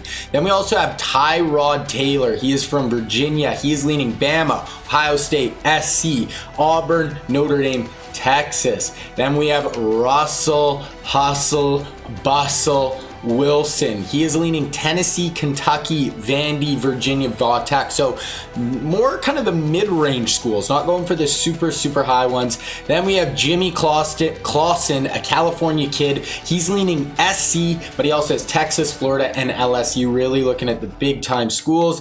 And then our last one is Kellen Moore, one of the best college quarterbacks of all time. I think he has the most wins in college football history. He is from the state of Washington. He went to Boise State in real life, but he is looking like he might end at UW, Oregon, or USC, which I actually think he'd be a really good fit at all of those schools. But I would like to see him at Washington or Oregon. So 6 QBs, that is really going to set us up for the future. Then we also have 5 running backs, or maybe 4. Okay, that's kind of weird. Some different names got mixed in my list. There might only be 3 actually. So we'll go through though. We have Joe McKnight first. Now he, I think, was one of like the #1, #2 players in his recruiting class in real life. He ended up going to USC. People thought he would be the next Reggie Bush. Here he's looking at Tulane, LSU, UTEP, Texas. Then we also have, oh, maybe there's only 1 running back. I don't know why my list. Okay, yeah, there is only 1 running back. I don't know why this list got guys from the last class added to it, but that is all right. There's only 1 running back, Joe McKnight. He is looking like he might go to LSU. Then we go to wide receiver. There's 2 really good receivers in this class. The first one is Golden Tate. He is from Tennessee. He's leaning Georgia, A&M, Ohio State, Michigan, Penn State, Notre Dame is where he actually went in real life. Then the other one is Dez Bryant. He is leaning Notre Dame, Bama, Ohio State, Michigan. All those schools are super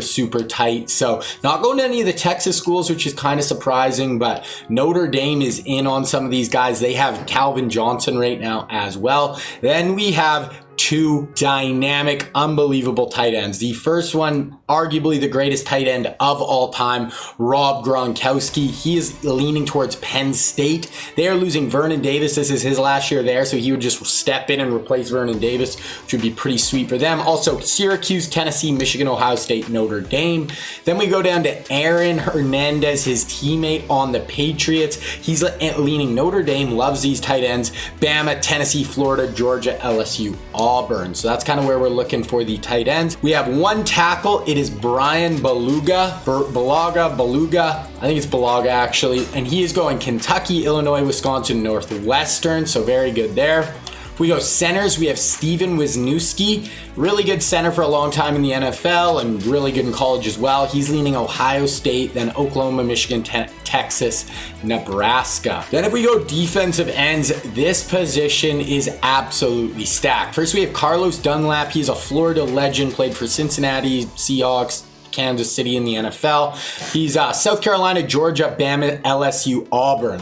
South Carolina, if they got him, sneak him in, that'd be sick. If not, he looks like he's going to go one of the big guys. Then we also have JJ Watt. I believe he's like a 2-star recruit coming out of high school, but instead here he is a 5-star, one of the best players in the class. Tennessee, Bama, Penn State, Ohio State. Then we also have Von Miller, Texas A&M legend. He's looking at Baylor, Texas A&M, or Burnt Orange, Texas, which would be wild. Then we have Everson Griffin. He's leaning Texas, SC, Michigan, South Carolina. And do we have one more? We do. We have one more, Justin Houston. So we see the amount of DN talent here is absolutely sick. We have Bama, Georgia, Tennessee, Clemson, Florida State, Ohio State. So all kind of the big boys for him. We have one D tackle. Oh no, we have 2 D tackles actually. We have Cameron Hayward. So he's looking like the U, and the U just got 2 really good DNs last year. Also Texas, Notre Dame, Clemson, Georgia. Then the other one is Marvin Austin, a super high-level recruit. He ended up going to North Carolina in real life. Here he's looking at South Carolina, Penn State, Ohio State, Tennessee.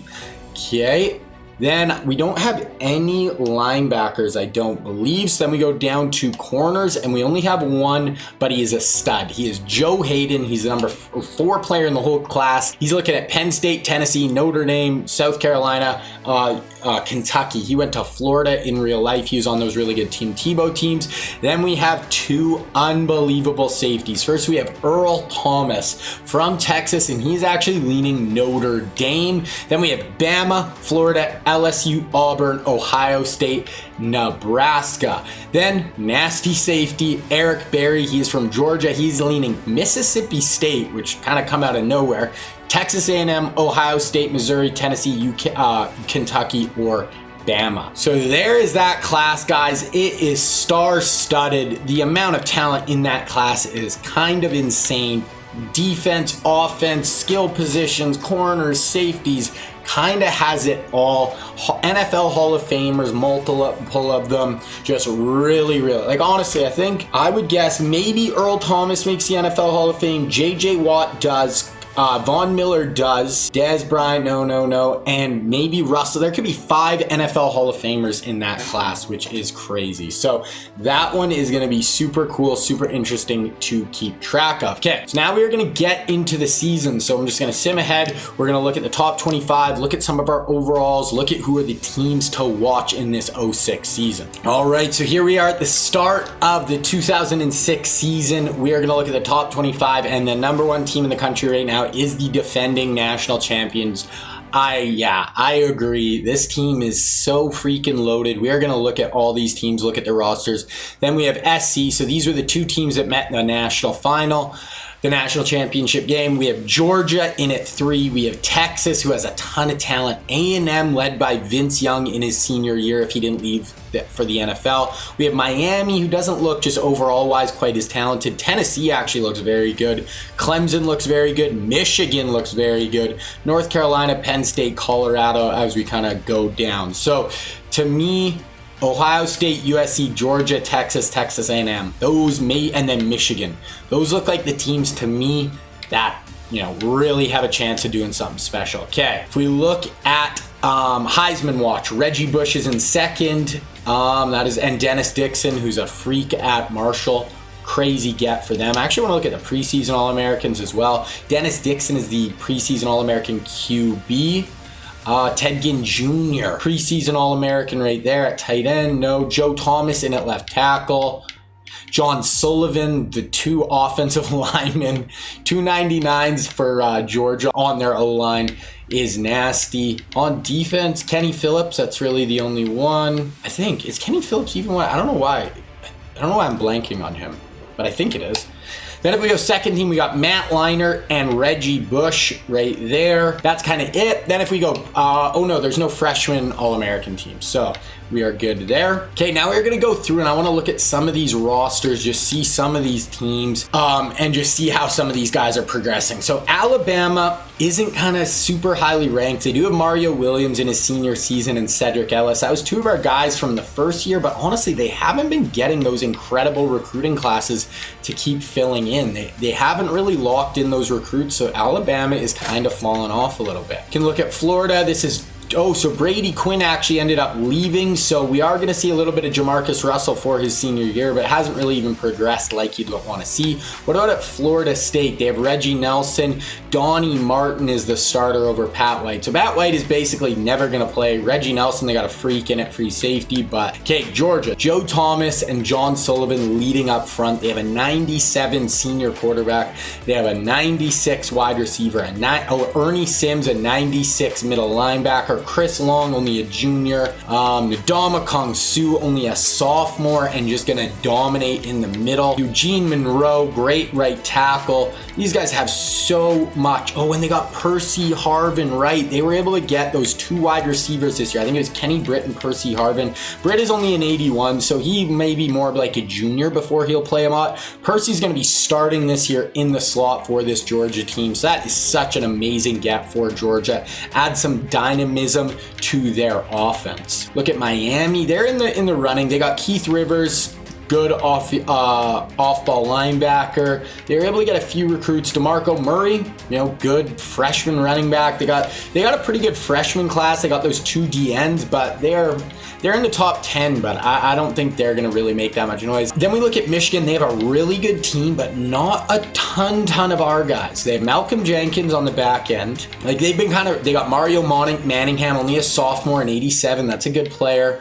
So they've been kind of getting some good recruits that aren't really our guys to fill out this team, but I mean, they got a 99 speed, 98 overall running back. They have a 98 overall senior quarterback. So they have every opportunity to be absolutely unreal this year. Okay, we go to Notre Dame, and they have a 99 overall, only a junior, Calvin Johnson. Freak of all freaks, to go along with Vernon Davis, who's a 6'3" tight end with 98 speed, freak of all freaks. They have Dante Whitner on the back end, just blowing people up.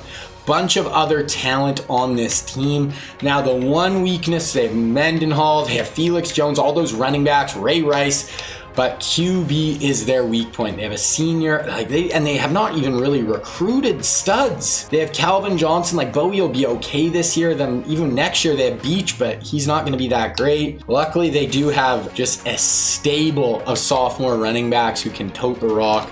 Never have to worry about that. And they obviously have the freak of nature, Calvin Johnson. They also have Vernon Davis. So those two are really just going to be their offense this year. Get those two the ball and let them do work. I swear to you, I'm not an Ohio State fan, but they are the crown jewel of this sim so far. Their recruiting has been unbelievable. They have a senior 99 overall quarterback. They have Antonio Cromartie locking down on the outside. They have Reggie Bush. They have Lamar Woodley 98 overall. Good kicker. Ted Ginn Jr., 95, junior. Dwayne Jarrett, only a junior, 93 overall. Jamal Charles, a sophomore, coming in as a 90 overall with 99 speed. They are just absolutely loaded. Matthew Stafford, he's probably going to start for them next year. It's going to be him or this Hemphill guy, but one of them is going to be the starter next year once Coleman's gone, and he's just going to step right in. They have Jermichael Finley at tight end. He's only a sophomore. He's already in 86. I feel like they got an offensive lineman, maybe a right tackle. Jeff Otaw this year. Good O-lineman, young guys.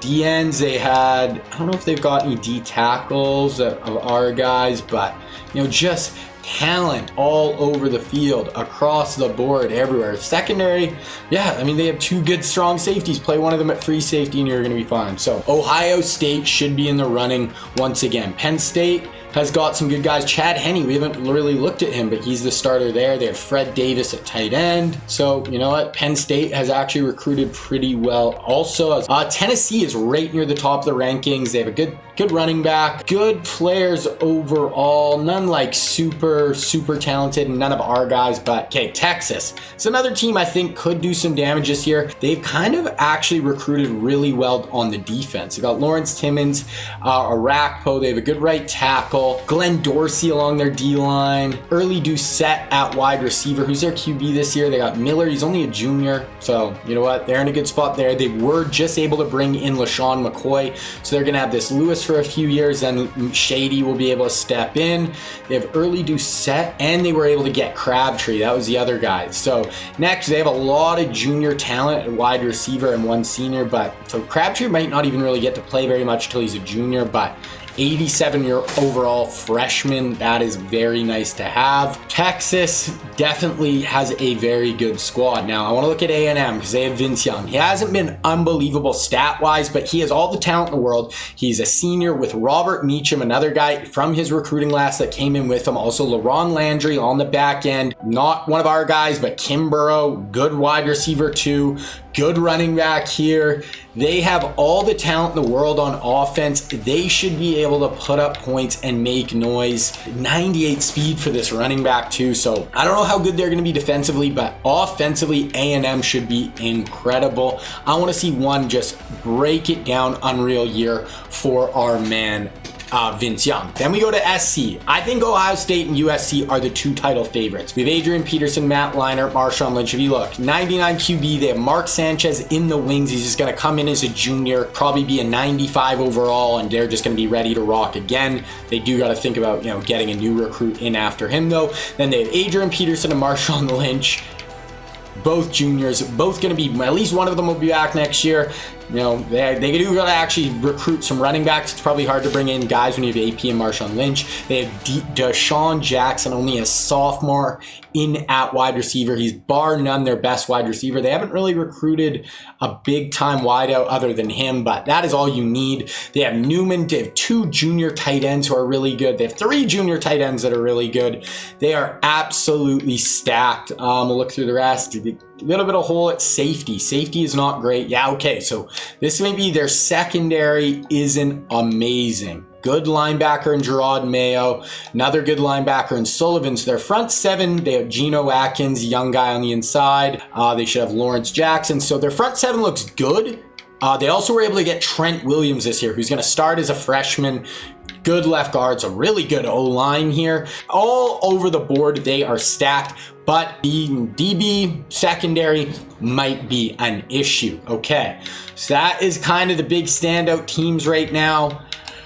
Yeah, I mean, we have just studs everywhere, 99 quarterbacks. This is going to be kind of interesting to look at too. So AP, Reggie Bush, kind of the leaders there. If we go wide out, Calvin Johnson, the best wide receiver in the country, Ted Ginn Jr., Robert Meacham. If we go tight end, it's Vernon Davis. Oh, Greg Olson, I forgot about. He went to JMU, so we haven't seen much of him. Very good there. Left tackle, it's Joe Thomas. We actually should be looking at this every year too, just quickly.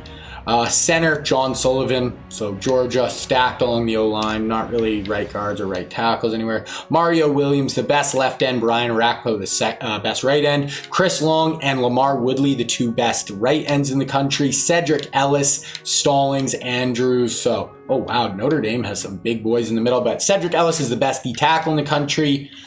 Gross, none of our guys left outside. Middle linebacker, it's Ernie Sims, Keith Rivers, Gerard Mayo. So some of our guys really high up there for middles.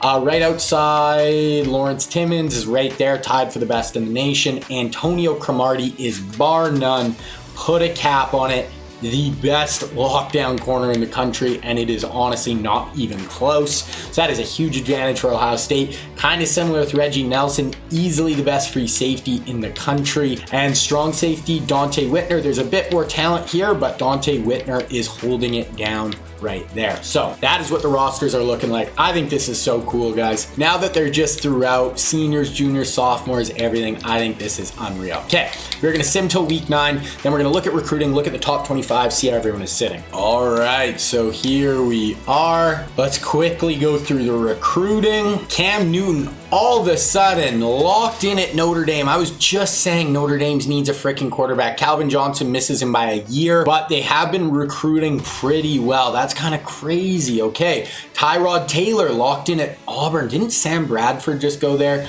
Russell going to Tennessee. That is a huge get for the Vols. Looks like Jimmy Clausen is gonna end up at SC. There's still a chance he doesn't, but that would be huge for SC. SC could go Liner, Sanchez for 2 years as a starter, then Clausen for 2 years as a starter. That would be pretty incredible. Kellen Moore goes to Washington. I'm actually really excited for that. I think Kellen Moore is the perfect UW quarterback.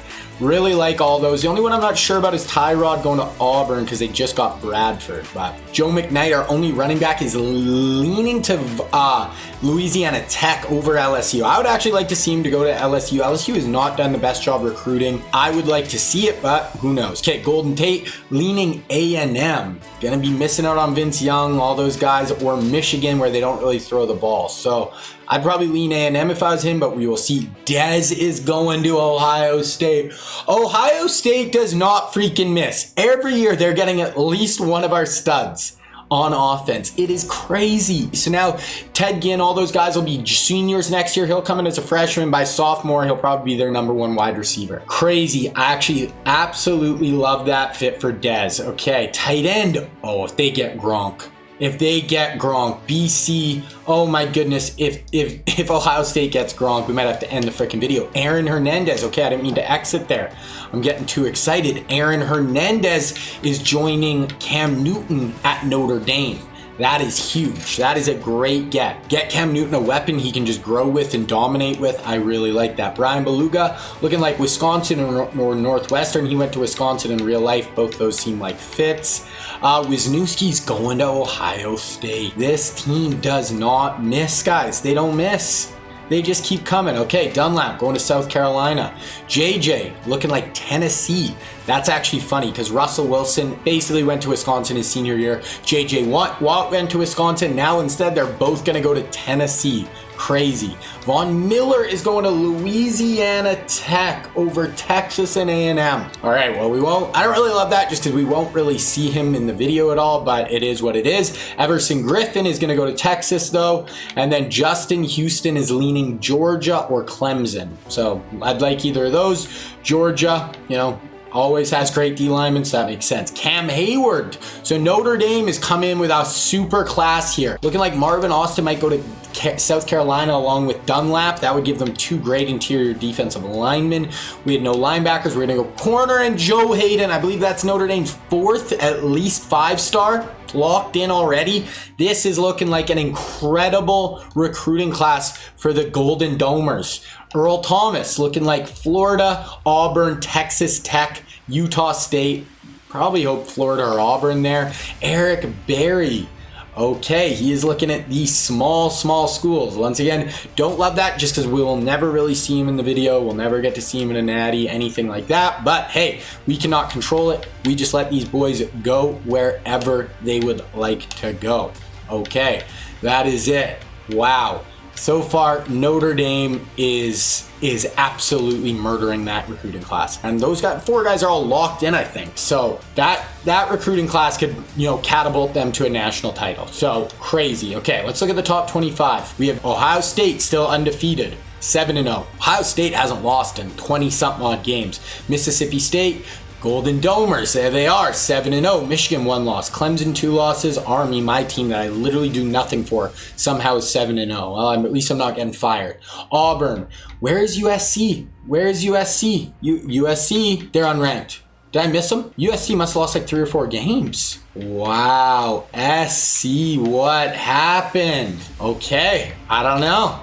I don't know where they are. What if we go coaches poll? Can we go past top 25 there? I think if I go others receiving votes. Okay, I don't know. USC apparently is ass this year and they looked unbelievable. Maybe their secondary is that bad. If we look here, somehow my Army running back is 2nd for the Heisman. Reggie Bush is 3rd. I'd love for one of our guys to win it. I'd love for Reggie Bush to win the Heisman this year. Really would. Okay, should we look at some stats? I don't know. It's always weird right here just because guys have played less games than others. We could even just look Heisman watch. Like what's Reggie's stats right now? He's at 799 yards, 114 a game. What's he doing receiving? A lot less receiving yards. Last year he was getting 50 yards a game. This year he's down to 22. So not really involved in the passing game a ton. Yeah, we could just do a quick little look-see just to give us an idea who's off to a good start out of our guys. Dennis Dixon once again looks like a freak. Matt Leinart, like what is their record? I don't know what their record is. I don't know. Leinart's passing the ball well. If we look at rushing, not really any of our guys. Reggie Bush is kind of our best running back. He's the best running back in the country. Where's Adrian Peterson? Receiving yards, Vincent. So this is the guy playing with, he's only a 78 overall. He's playing with Dennis Dixon at Marshall. Greg Olson, okay, a tight end right up there. Robert Meechan. Oh, there's a receiver for SC putting up stats. Or that might have been their tight end. If we look at defensively, anybody getting a ton of okay, this guy's getting a ton, but none of our guys. Yeah, this Barry guy is killing it. Not really our guys. What about INTs? No. Okay, so that was just a quick, we'll do a deep dive on the stats. I didn't want to get too in the weeds there. We are just going to go to conference championship weekend now and take a look where everyone is sitting. All right, here we are at the end of the regular season. We're going to look at one more time through the recruiting, and then we won't look again until national signing day. So far Notre Dame seems to be just kind of in pole position here. They got Cam. We know Tyrod's there. I think we know all the QBs. Jimmy did lock in at USC. I think that was the only one that wasn't for sure. Okay, now all of a sudden Tulane jumps ahead of Louisiana Tech. So it's looking like Tulane or La Tech for Joe McKnight. Golden Tate still Michigan or Texas A&M. Just going to be a toss-up. We know Dez is going to the Ohio State. Gronk. So for a while it was looking like Ohio State. Now it's looking like Michigan. I actually really like that fit. I don't think he'll ever put up crazy numbers, but he seems like the perfect Michigan tight end. Notre Dame getting Aaron Hernandez along with Tim Tebow. We knew that. Wisniewski, we knew Ohio State. Beluga is Northwestern. The ends, I think we knew them all. Vaughn did go to La Tech. Justin Houston ended up with Georgia. We kind of figured it was leaning that way, but some really good DNs going to some big teams. Oh no, I was going to say, I thought this was Marvin Austin first. I'm like, oh my God, he went to Notre Dame as well. We already knew that. We knew Austin was leaning Gamecocks.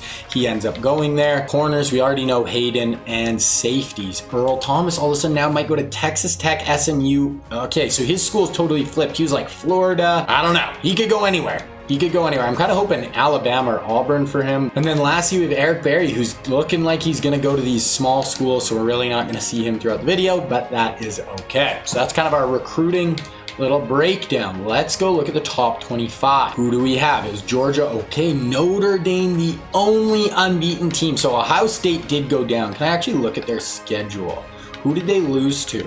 They just lost it last week to number 2 Michigan. Oh my goodness, what a game. We actually maybe should have watched some of that. Wow, Michigan, and they are 1 loss. So both 1 loss. Tennessee has 2 losses. Florida, my Army team somehow. Georgia has 2 losses and they fell way back. I still don't understand USC. USC must have lost friggin' every game somehow. So Notre Dame without a quarterback, they beat Michigan earlier this year. Their first 3 games are tough. Oh, USC is 6-6. They did beat USC though. That's another good team. So they don't have to play in a conference championship game. So they are pretty much locked into that spot. Let's look at Heisman watch. Okay, Mark Woods and then Reggie Bush. I'm hoping they go Reggie, but you never know with those Heismans. Okay, so I want to look at our scores and schedules. Do we get Michigan, Ohio State in the conference championship game? No, it's in Minnesota, Michigan. So I think Ohio State basically needs Michigan to lose and they'll be in. If not, if Michigan wins, they're basically in. Let's advance. Go to bowl season, we'll see. It should be Michigan, Notre Dame. That's got to be the betting favorites right now. But I think they played earlier in the year and Notre Dame did win as well. Okay, so Reggie Bush gets 3rd. 2 Michigan players get 1st and 2nd in the Heisman voting. Okay, we're going to go right down and let's see. Tennessee. Did Michigan lose? Michigan must have lost. We got Tennessee in there. It has like none of our players. Wow, Texas, Georgia. That has some of our guys. Florida, Bama, 5 losses. Bama has really taken a bit of a nosedive here. Like, where is Michigan? Did Michigan just like drop out of college football? They didn't even get like because Minnesota's in the Rose Bowl. So Michigan just like dropped into obscurity with Oh, there's Michigan right there. So yeah, they dropped down to 8 and they're playing Baylor.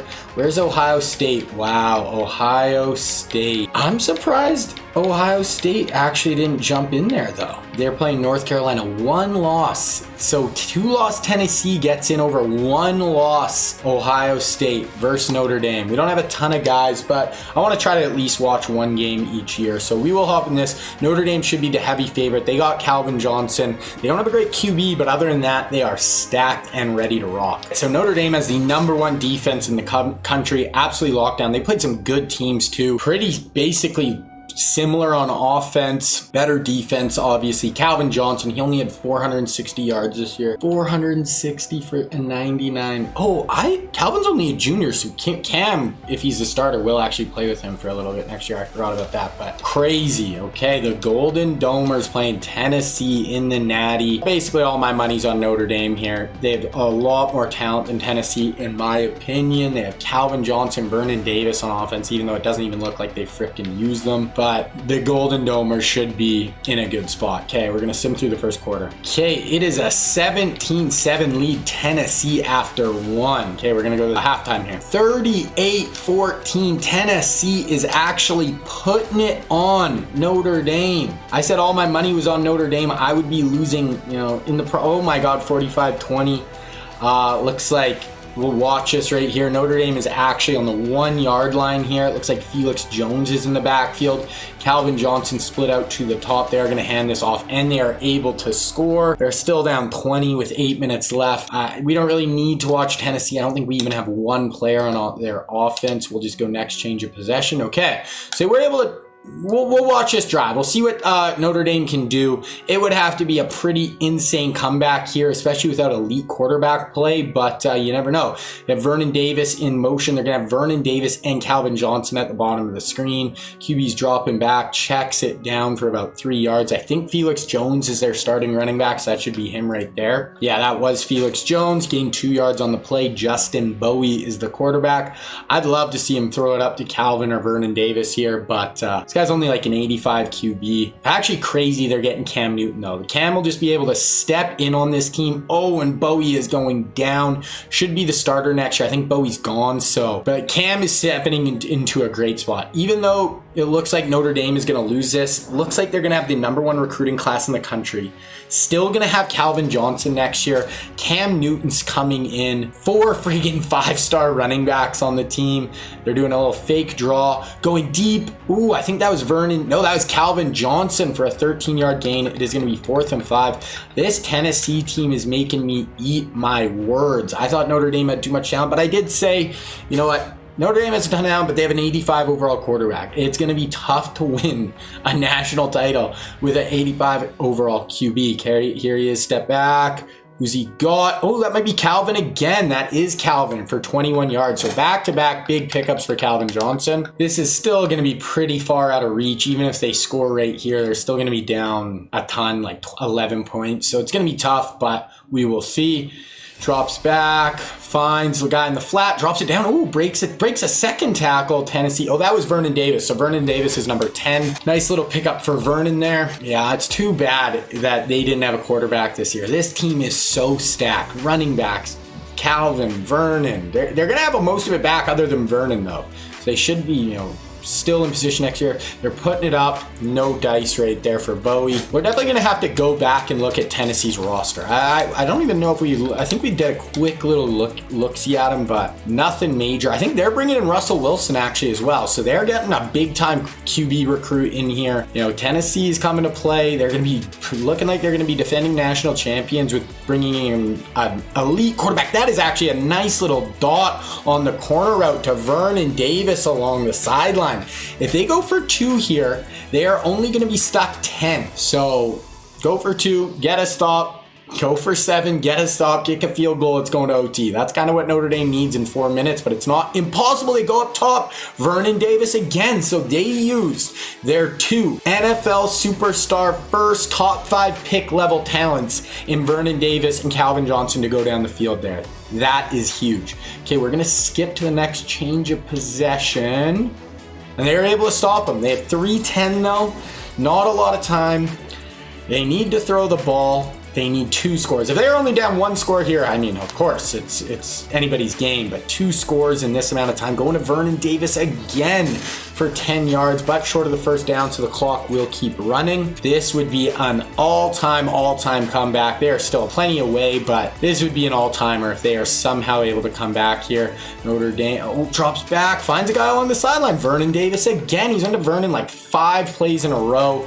But I mean, if he's getting open, keep going to him. Okay, here's Bowie again under center here. They're hurrying to the line. They know they don't have any time to waste. Just a little swing pass, throw it out of bounds. They still have 3 timeouts. So, I mean, none of this is impossible, just highly unlikely. But hey, Notre Dame, you got Calvin Johnson, you got Vernon Davis, you got 4 5-star running backs. Let's see what you can do.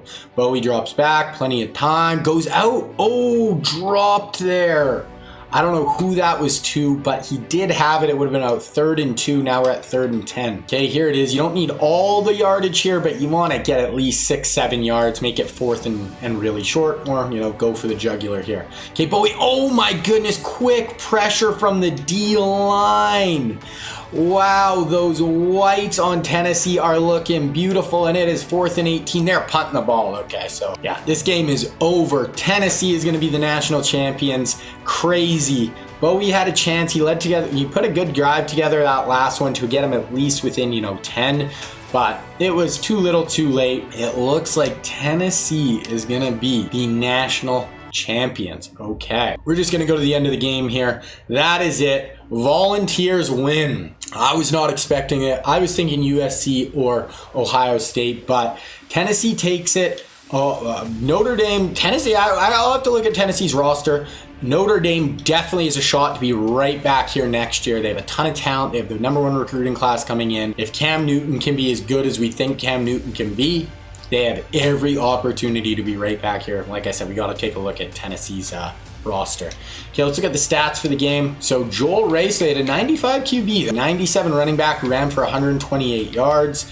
Receivers, 94, 89, 94, 93. So they have a ton of talent. Yeah, they had a ton of talent on this team. And then if we go to Notre Dame, Calvin had 107 and Vernon had a great end to the game there. That last drive, he was cooking. Felix, had a decent day, 3.6 a carry only. Bowie had an okay day.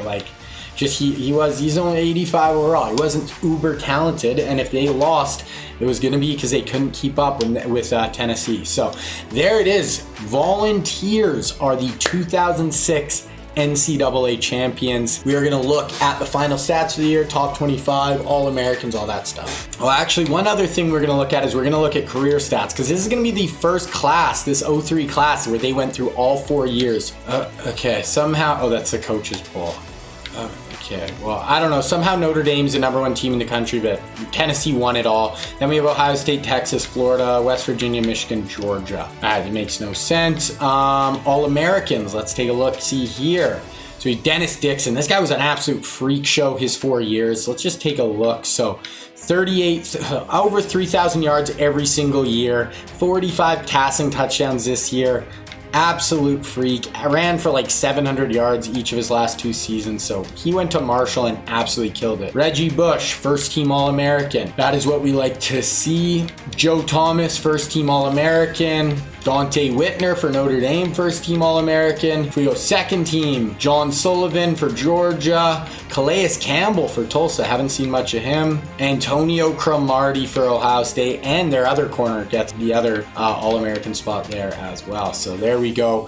Freshman All-American, we have Sam Bradford at Auburn. So he must have had a pretty good year, 3,000 yards. Wow, okay, that's actually a really good year for Bradford. CJ Spiller, almost 1,000 yards. That's what you like to see. Joe Hayes, none of our guys. Jeff Otod, Ohio State, first team. Andre Smith at North Carolina, first team. Sergio Kindle at Miami, there we go. Vontae Davis for Georgia, playing on the outside there. That is big time. There we go. So that's all our All-American teams. Now we are going to look at some season stats. So we're going to go all NCAA here. And we have Dennis Dixon was the highest QB rating. He had the second most yards, it looked like. Matt Leinart had the most yards, but somehow USC was awful this year. That's kind of... Oh, Sam Bradford, like top 10 in passing yards. That's crazy. Dennis Dixon, most passing touchdowns. Then we can go down to rushing. Okay, this guy had 2,000 yards this year for Stanford. None of our guys have been in those spots where they're getting a ton of carries. Like, Reggie had a really good career, but he was never like the gung-ho, all-purpose, get the ball every play back, but that is fine. If we go receiving, none of our guys, once again, were really in the position. Deshaun Jackson as a sophomore, 1,200 yards. Greg Olsen right there. Those are some big numbers this year for those guys. Robert Meacham. Okay, that's one thing. We definitely want to look at A&M. So, okay, we're going to look just quickly at defense, see if any of our guys were kind of the NCAA leaders, but we'll go in and look at a closer look at some of the guys anyway. Nothing crazy stat wise there, but we're gonna go look at the individual teams just to kind of see. So we will go down. We're gonna try to go quickly. I don't want to get too lost in this, but we'll look at some of them. Georgia QB played pretty good. I mean, they were right there on the doorstep. They had two. Wow, they just run the ball like it's nobody's business. Hugh had Percy. Personally had 300 yards as a freshman, but I mean, he's a true freshman. LSU hasn't really got anything. Miami, Michigan was right there at the end. Good quarterback this year. Really good run game. Look at that run. Oh, that was their QB at 1,000 yards. Jeez, they were running the ball all over everyone. Michigan was right there. Mario Manningham barely getting the rock. If we go Ohio State, Notre Dame first. So Notre Dame, Calvin and Vernon. That's where they are. They just didn't have the QB play this year, unfortunately, to really let it fly. But Calvin is back next year unless he leaves early. Felix Jones, Rashard Mendenhall, great 1-2 punch. They should only be getting better next year.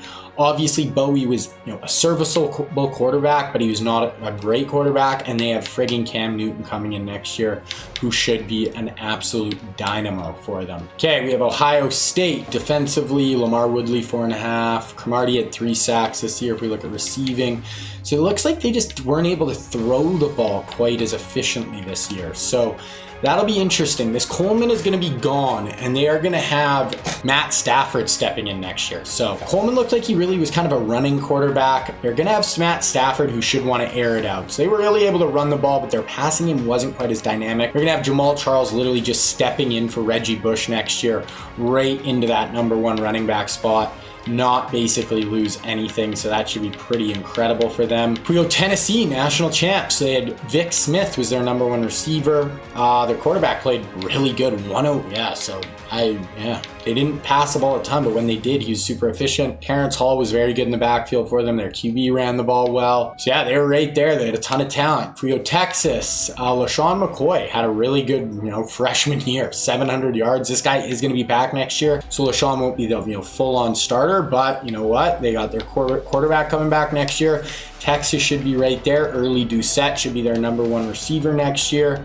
That will be good for them. If we look, they had Lawrence Timmons and Brian Arakpo right there. Tackles for a loss. Arakpo also had 7.5 sacks, so that is very good there. Okay, we're going to go A&M. So Vince Young never quite had the college career we were hoping. Oh, he got injured this year too. So yeah, Vince Young just never quite did it for A&M. He got injured his senior year, never quite put it together. Meacham had a really good year his senior year, all things considered, with his QB going down, but I thought they had an outside chance at a natty. Did not happen. SC, this has to be the biggest disappointment this year. They had 2 good receivers putting up numbers, 2 amazing running backs, but didn't really seem to open the holes all that well for them. Leinart had a pretty good year, 4,000 yards. I don't really know what happened. I don't know if it was their defense just wasn't able to put it all together. Lawrence Jackson had some tackles for loss. Sacks, I don't think their secondary was very good. Maybe that came back to bite them. So that is it, guys. That is going to wrap up that 2006 season. Now we are just going to go to National Signing Day, look at where all the recruits ended up, see who has the #1 recruiting class, all that good stuff, and then we'll be moving on to 2007. All right, here it is, National Signing Day. We knew where most of these guys were going to end up, but we'll go through. We knew all the QBs. Joe McKnight, Louisiana Tech. We knew the receivers. I think it was Golden Tate was ended up at A&M over Michigan. Dez is going to The Ohio State. Gronk is going to Syracuse. Won't be seeing much of Gronk. I kind of wish he would have went to Michigan, but that is all right. Aaron Hernandez, we know, is going to Notre Dame. Tackle, we know Northwestern. We know center, the number one guy, Wisniewski, is going to Ohio State. We know, yeah, I think we know everyone now. The only other one was the free safety Earl. He goes to SMU. So both the safeties are going small school. Kind of disappointing. We're not going to see much of them, but that is what it is. Okay, we're going to go to top classes, see where everyone is sitting here. So Notre Dame kind of figures, oh, maybe one of those guys who's really good is technically a 4-star, but trust me, these guys are 5-star. Wow. So Notre Dame, second in the country this year, lost in the national final, but they do have the number 1 recruiting class. Somehow Navy sneaks in with the number 4 class. Michigan, Ohio State, A&M, Tennessee, USC, and Alabama.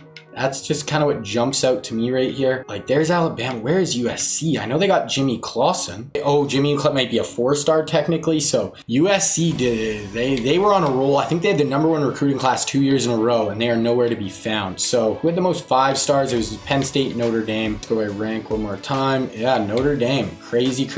Joe Hayden. Yeah, like, who is the other guy? Oh, Aaron Hernandez. So Aaron Hernandez was technically a 4-star, but that has all the makings of an absolute just smash for Notre Dame. What a class. There it is, guys. That is going to wrap up the 2006 season. Tennessee is national champs. Notre Dame had the number 1 recruiting class with a bullet, in my opinion, and they should be really, really good next year. Ohio State should be back. They're going to have Matt Stafford come in. Going to go make that next recruiting class, and we'll be right back. All right, here we go, guys. We are about to start the 2007 season. That is going to put us with the 2008 recruiting class. Now, this one is pretty good. I don't think it's quite as good as the last one, but it's very good. It is very, very good offensively. Not as good defensively, though. There are still some studs on defense as well. Now, I'm going to cross my fingers. You can only make 24 recruits, and I forgot to add AJ Green, and I think I only made 23 and I was able to add him, but if not, Julio Jones, I don't know what, but we'll see. Hopefully, oh, no, I didn't mean to click that. Hopefully all our guys are made. I really hope I didn't screw myself out of adding AJ Green. That would be very, very unfortunate, but we are about to find out. So, all prospects, we're going to go by position, then we'll go look at total best players. So, Andrew Luck is the best quarterback in this class, one of the best college quarterbacks of all time. He is from Texas. He went to Stanford in real life, but here he is leaning towards those Texas schools, Texas, A&M, and Baylor. That would be an incredible get for A&M. Then we have Terrell Pryor, one of the most dynamic athletes ever to play quarterback in college. He is leaning towards SC. He did go to Ohio State in real life, but he's right there with Auburn, Texas, Florida as well. Then we have EJ Manuel, who went to Florida State, was a first-round pick in the NFL draft, so was really solid in college. Boise State, Texas, SC, Auburn, Tulane. Lastly, we have Blaine Gabbert, another first-round top 10 type pick in the NFL draft, and he's leaning Ohio State. That would be a great get. Once Stafford's gone, you could just play Gabbert, or North Carolina, Michigan, Texas, Georgia. So that's the QBs, 4 really solid QB options. Okay, then we go down to running backs, and we have 2 of them. The first is Mark Ingram, a former Heisman winner at Bama. He's leaning Michigan or Ohio State. He is from the state of Michigan, so that makes sense. Also, Notre Dame, Tennessee, and Bama are in the mix. Then the other one is LaMichael James. He is from Texas. He went to Oregon in real life. He is leaning towards LSU, A&M, Notre Dame, Alabama, Nebraska. So that is it for our running backs. Now we're going to go wide receivers, and AJ Green did get added. Okay, that is awesome. Now, firstly, we have Julio Jones. He is from the state of Alabama, but he is leaning Texas, SC, Boise State, Cincinnati, Florida. Alabama is just getting absolutely shut out. In real life, this 08 recruiting class is what kind of burst Alabama onto the scene. They got Julio, they got Mark Ingram, they got Marcel Darius, they got a ton of guys from this recruiting class, and this is kind of what put them on the map, and they seem to be striking out, but they are in on AJ Green. So if they don't get Julio, but they are able to get AJ, but Notre Dame is right there, Ohio State is right there as well. Then we have Michael Floyd, who went to Notre Dame. He's leaning Minnesota, Michigan, Notre Dame, or Ohio State. And then lastly, I think we only have 4. Oh no, we have 5. 5, we have Kendall Wright. So there's going to be one more after this. He's leading Texas, A&M, Oklahoma, LSU. And then, we have Marvin Jones. Yeah, okay, that was our last one. Marvin Jones, he's a Cali kid. He's leading SC, University of California, UCLA, and Stanford. And we have a few good tight ends. We have Travis Kelce. Now, he was not a big college recruit coming out, but obviously we're going to make him a good college recruit because he was really good and he's been unbelievable in the NFL. He's from Ohio. He is choosing between SC, Michigan, Notre Dame, Oklahoma, Nebraska. No Ohio State, which is kind of surprising. Columbus, Ohio kid. But they do have Brandon Irving, but that is not our guy. Our other guy is Kyle Rudolph, who's actually leaning Ohio. He's looking at a bunch of small schools, Western Kentucky, Marshall, Toledo, then Michigan and Notre Dame on the outside looking in. We also have some good offensive linemen. We have Tyrion Smith from the Dallas Cowboys. He went to USC in real life. He is from California. He's leaning Vandy, Georgia, Tennessee, Ohio State, Notre Dame, Michigan. So he's kind of going more to the southeast there. Then we also have Matt Khalil, who also went to USC. Also a California kid, but is not, kind of looking like he's going to end up there. They did just get Trent Williams last year, which might be keeping some of these guys away, but they're looking at Tennessee, Ohio State, Georgia, Michigan. Then we also have Barrett Jones. This guy actually went to Alabama, was part of their great recruiting class. He's leaning Alabama, Ohio State, Michigan, and Notre Dame. Those kind of teams have just been really, really dominated. Okay. So that is offensively. There is a ton of star power. Defensively, we have some good players, but not quite as good, I would say. Okay, first we have Courtney Upshaw. This is another guy who ended up going to Bama on this amazing recruiting class. He is not looking like he's going to end up there right now. Tennessee, Georgia, Bama's still in it. Auburn, Ohio State. Then the other one was Daquan Bowers, who's actually the #1 recruit in this class, above Julio, above Andrew Luck, all those guys, AJ Green, and he did go to Clemson in real life. He's going Clemson, he's got Georgia, North Carolina, Duke, all in that mix as well. So that would be interesting. We do have one D tackle. We have Marcel Darius, who's only a 4-star, but he's a 5-star. I think he's like an 86, 87 overall. He's leaning Georgia, Texas, Ohio State, Tennessee. Another one of those Bama recruits in real life who is not looking like he's going to end up at Bama, which is absolutely a killer for them. Then if we go middle linebacker, we have Arthur Brown. He is from Wichita, Kansas. I believe he went to Kansas State in real life, I believe. And his brother went to Miami as a running back, I think. He's leaning Georgia, Tennessee, Ohio State, Florida, Texas. Then we have our corners. We have Janoris the Bunny Rabbit Jenkins. Actually is the #1 corner, but the #1 corner is below him. He's looking at Georgia, Tennessee, Ohio State, Alabama, Auburn, A&M. He actually went to Florida in real life, but the real #1 corner recruit is Patrick Peterson from Florida. He is leaning Ohio State, possibly Notre Dame, Stanford, Tennessee. Then we only have one more player, I believe. It is Will Hill. He went to Florida. He was a safety. Wasn't amazing in college, but he was like the 5th overall player in the recruiting class, so I decided to include him. He's got North Carolina, Ohio State, Georgia, Tennessee, and Texas on his list. So there we go. Obviously, that is very early, but that is more. Actually, I want to look at the top overall recruits as well. But that is just a very early look. So Julio's actually the #1, then Luck, then AJ Green, Michael Floyd, Mark Ingram, Janoris Jenkins, Kendall Wright, Terrell Pryor. So that's kind of the top players. So that is where everyone is leaning. It looks like if Texas could get Andrew Luck and Julio Jones, Notre Dame's in on a lot of the big guys. Bama is low-key on a lot. Ohio State, kind of all our big boys are there. Okay, so we're going to go to the start of this season. We're going to look at who's the top 25, who looks like their title favorites. All right, so here we go. We're going to first look at the preseason polls. I'm not going to look. I'm thinking it's Notre Dame, Ohio State right at the top. Notre Dame and Ohio State. There we go.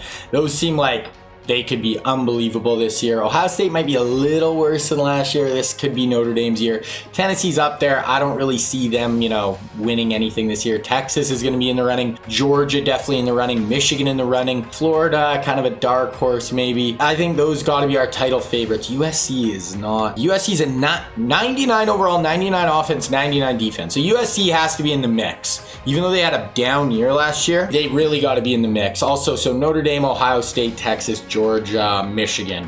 would be the other ones. I think those kind of 5-6 teams are the ones to look out for. We're going to look at the Heisman watch rate here. Wendell Barr, not one of our guys. I don't know how our guys are never in the Heisman watch. Okay, we're going to look at preseason All-Americans. We have Sam Bradford, first team preseason All-American as a sophomore. Okay, people like Sam Bradford.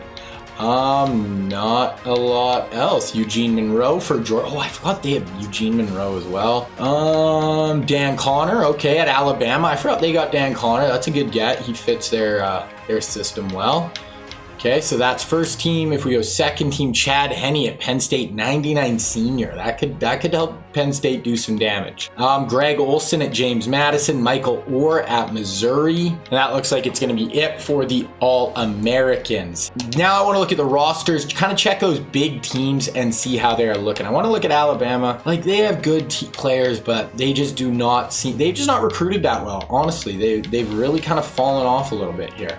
Okay, if we keep going down, same with Clemson. Clemson is not recruited. They have a punter, and then they have just some decent players. So Clemson is not recruited that well. Florida has been okay, but not really recruited that great. Same with Florida State. They've been good. Pat White looks like he's finally going to be a starter. He's basically never played, but it'll be cool to kind of see him take the reins for 1 year. That could be kind of exciting for Florida State, but like, they don't have enough depth. They have like two really elite players. But here we go. We get into some elite now. Georgia. Chris Long, senior. Ndamukong Suh, junior. These two just dominating on the inside. They got Graves as a senior offensive lineman. So they're going to dominate the trenches. They have a nice senior receiver here. Good running back. Eugene Monroe on the O-line. Percy Harvin is only a sophomore, should really start coming into his own this year. Okay, but do we see their quarterback? Who's their quarterback? A 92? Okay, he's a senior, but they have nothing in the wings. This might be Georgia's one chance. They have nothing in the wings, and they have Percy Harvin and Kenny Britt just sitting here with no one really going to be able to throw them the ball. So if Georgia is going to do something, this seems like it has to be their year. LSU, another team who just hasn't recruited that well. Decent, but nothing. Miami has recruited actually okay, but nothing really to show for it. Okay, Michigan, another team that looks like they have a chance, but if you look at their roster and Georgia's just looks better. They have Malcolm Jenkins, only a sophomore, this Kent guy. Mario Manningham, a junior receiver, Valentine. They look good, but not a team I would be super scared of. They have David, they have a few good QBs. This Cameron Brown is a redshirt freshman, could be good by the time he starts. But yeah, Michigan looks good, but not great to me. I don't think they're true title contenders. Nebraska, I know, who did they get? They got a big recruit, one of them. Oh, they got Gerald McCoy, only a sophomore. He was kind of their big recruit they got. Okay, Notre Dame. This might be the title favorite. They have Calvin Johnson, 99 overall. Good center, good middle linebacker. Rashad Mendenhall, Felix Jones, Ray Rice, and Steve Slayton. They have 4 junior running backs all in the 90s. They could get injured and be able to run the ball for days. Hicks on the O-line. Okay, the big thing. So this is it. Cam Newton at QB. He is going to be the starting QB probably for 4 years if he stays. 87 speed, break tackle, elusiveness. I gave him a cannon arm, 95 throw power, speed. He's got Calvin Johnson to throw to. He also has Aaron Hernandez as a young tight end who's going to get a ton of run. This Jenkins.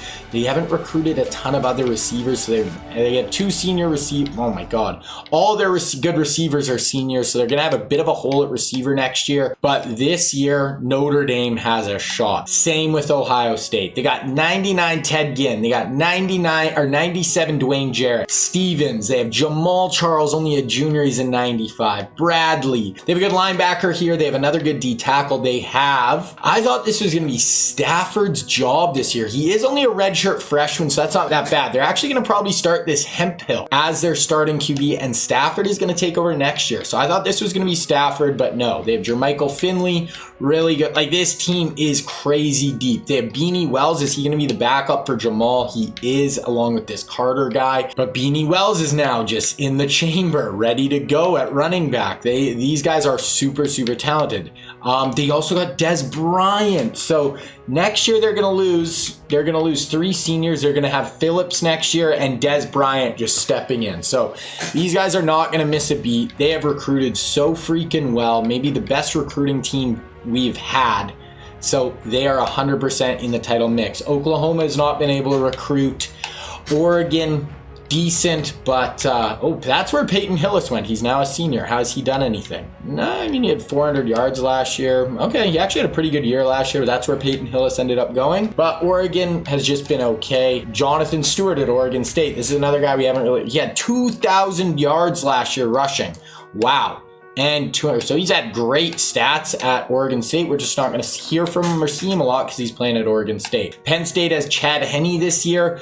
Absolute freak, cannon arm, but I don't think they're really title contenders. Start getting down to Tennessee. These are the defending champs. They have a good team, but I cannot see them making a ton of noise. They actually have Russell Wilson as the starter. So they got another freshman QB. This could help them. Maybe not win this year, but in his 4 years, you will see probably Tennessee have a chance, maybe not win one, but in that conversation. Okay, we're going to Texas, and Texas is another team I think has a shot. They have a senior quarterback, Steve Miller.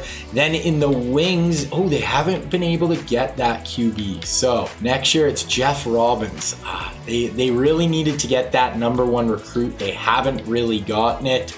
They have LaShawn McCoy in the backfield at wide receiver. They have Michael Crabtree, and that's about it. They don't really have a ton else. Good tight end there.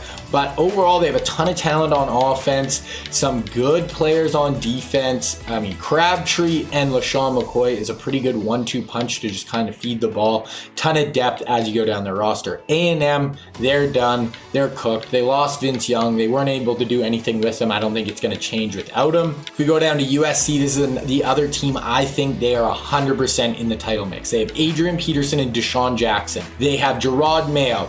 They have a really good guard, a really good other running back. It looks like Marshawn actually left, but they have Spence as a backup. They have a junior, Mark Sanchez, ready to step in and finally be the starter. They have linebackers, defensive ends, tight ends, D tackles. I think this team, they had a really disappointing year last year. It was their secondary. Might be a little better this year. Not amazing. Definitely better than last year. That was their weak point, I think. This team is deep. Wow. All throughout the roster. I don't know if I'm going to take them. I think it's them, Notre Dame, Ohio State are my favorites right now. Okay, so we looked through all the rosters. We are going to sim to week 9 here, and we're going to take a look at where everything sits. All right, so here we are through week 8. We are in week 9. We're going to quickly look at recruiting here. All right, let's go through. So we're going to start with QB, and Texas gets their man. I was just saying Texas need to lock down that really high-level recruit. They get Andrew freaking Luck and Terrell Pryor. I hate when that happens. That's one thing I actually got to check. Where it was like South Carolina, right? North Carolina State. That's where Tebow went, and Jake Locker. We actually got to check on those two. Like EJ Manuel, go to Western Kentucky, I'll literally never see you. Blaine Gabbert goes to North Carolina. That could be decent for them. So wow, all of a sudden they get Terrell Pryor and Andrew Luck. Crazy. Okay, Michigan gets Mark Ingram. That is about as good of a fit as you could ask for. A hard-nosed, tough runner for Michigan. That is perfect. LaMichael is looking like La Tech or LSU. I'd like to see him at LSU. I think that'd be a good fit. Julio leaning hard Boise State. This is another one where, we're just not going to see much of you. Boise State. Go to Texas, go to SC, go team up with Andrew Luck. AJ Green going to Notre Dame to team up with Cam Newton. We were just saying they're losing Calvin Johnson. You lose Calvin Johnson, then next year you bring in AJ Green. That would be insane. AJ Green and Michael Floyd. If they do that, Notre Dame. I've been pumping Ohio State's tires, but Notre Dame is starting to put on a show with the recruiting. Kendall Wright is looking like A&M. Marvin Jones is looking like UCLA, Stanford, or Cal. Okay, wow. Go to tight end, Travis Kelce looking like Michigan, maybe Cincinnati. That's where he went in real life. SC, Oklahoma. Still a lot of guys open there. Then we have Kyle Rudolph, who looking like, he's like the perfect Michigan Wolverine tight end. You get him and Mark Ingram, and that just fits what they want to do to a T. We got Tyrion Smith looking like Notre Dame. Notre Dame, once again, is just coming for people's throats. Ohio State on the outside looking in there, but They have the inside track for Matt Khalil, but Michigan is right there as well. And then Barrett Jones might go to Notre Dame. Notre Dame might be upseeding Ohio State as King of the Hill. As I say that, Ohio State is in the lead for Courtney Upshaw, but that looks pretty close. Jaquan Bowers does go to Clemson, where he went in real life. Then if we go to defensive tackles, oh no, not Billy Anderson. We don't care about him or him or him. We care about Marcel Darius, Ohio State. So they're trying to build up front. They went so hard on offense, looking like they're trying to recruit some big-time defenders. That could be huge. If we go to middle linebacker, our only one is Arthur Brown, who goes to Georgia. I like that fit. He seems like a good Bulldog. Janoris Jenkins, looking like Alabama or Auburn. Alabama finally getting their hands on a big-time recruit. Patrick Peterson is either going to go to Bowling Green or Tennessee. I hope he goes to Tennessee. I'm not going to lie to you. They got Russell Wilson and J.J. Watt last year. If they get Patrick Peterson as well, we could see a resurgence for Tennessee. And then lastly, we have our safety Will Hill, who might go to Tennessee. So Tennessee making some noise as well. So that's where we sit right now, guys. Notre Dame, Ohio State, putting on an absolute show. Okay, we're actually not going to simulate. We want to go look at the top 25. Who do we have? We have Ohio State, still 6-0 undefeated. Nebraska, 6-0 undefeated. USC, that's what I wanted to see. I think this USC team is very, very good. Notre Dame's right there, 6-1. Texas 5-1, Michigan 5-1, Clemson 5-1. So a lot of those teams I kind of thought. Penn State 5-1 with 99 Chad Henne. But to me, I think Ohio State, USC, Notre Dame and maybe Texas are the four most talented teams. I would like to see two of those four in the national championship game. Okay, we have Stanford. None of our guys, I don't know. We have the best players in the country, but they are not Heisman watch contenders. Okay, one other thing I kind of want to look at again. We kind of looked at the rosters, but I want to kind of break it down by position. We didn't really do that before, but we probably should do every year too, because this will just give us an idea on who the best players are, and we'll be able to see some of our guys who went to smaller schools, like Pat White this year, Chris Leak actually at North Carolina, Mark Sanchez, Chad Henne. There we go. So Chad Henne is actually the best quarterback in the country, like Darren McFadden. We got to check on their stats. So 3,000 total yard. Oh, that's it. I was like, this year, his career, 3,000 so far. So yeah, McFadden, AP, killing it. 400 yards, only 70 a game, so they're not really giving him the ball a ton. But I mean, him and Darren McFadden are basically the two best in the country right now. We got Rashard Mendenhall.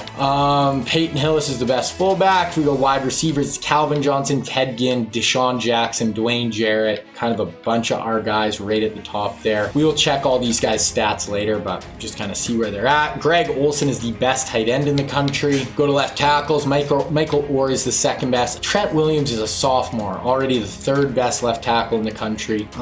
Centers, I don't know if we have really any centers right now. Right tackle, Eugene Monroe is the best right tackle, and Andre Smith is right there behind him at North Carolina. If we go to ends, Brian Arakpo is the best end in the country. Not a ton of sacks right now, but that is where he's at. We also have Robert Ayers right there. Lawrence Jackson, good players right there. If we go to right end, we have Chris Long, really good as well, only 1.5 sacks. But Calais Campbell, another guy who went to a smaller school, so we're not going to see him a ton, but making plays there. We go D tackle is Ndamukong Kong Suh, an absolute freak show in the middle of the defense. Hasn't actually put up any stats, but should be a game wrecker on the inside. He is the best D tackle running right now. Go to middle linebackers. Gerard Mayo is the best middle linebacker in the country in the middle of that USC defense. We have Dan Connor in the middle of that Alabama defense. Ray Malaluga, where was he? Right there. Junior at Florida, progressing pretty well right there. We have Lawrence Timmon, the best will linebacker in the country, playing at Texas. We go to corners. Do we have any big time corners right now that are our guys? Not really. Honestly, I feel like I haven't made a ton of corners, but Vontae Davis right there. So yeah, not a ton of corners, but they will be coming. We have some good ones coming. If we go to free safeties, Malcolm Jenkins is the best in the country, one of ours. Then if we go strong safety, Kenny Phillips, and that is kind of it right there. So that's kind of the best players in the country, guys. I want to make sure I do that just so we can kind of keep track, especially the guys who are at kind of the smaller schools, right? So then we can kind of see how each of them do. Okay. Okay, now we're going to advance. We are going to go to conference championship weekend. All right, so we are at conference championship weekend. We are going to look at the recruiting trail. So Julio, we've seen where he's going. We know Andrew Luck. Yeah, we know all these guys. Yeah, for Western Kentucky, we're not going to see much of EJ. We know Michigan there. LaMichael ends up at Louisiana Tech. Not going to see a ton of him. Julio ends up at Boise State. Going to see nothing of him. AJ might go to Ohio State. It's Ohio State or Notre Dame down to the wire. Michael Floyd is either Minnesota or Notre Dame down to the wire. Kendall Wright is going to A&M. It looks like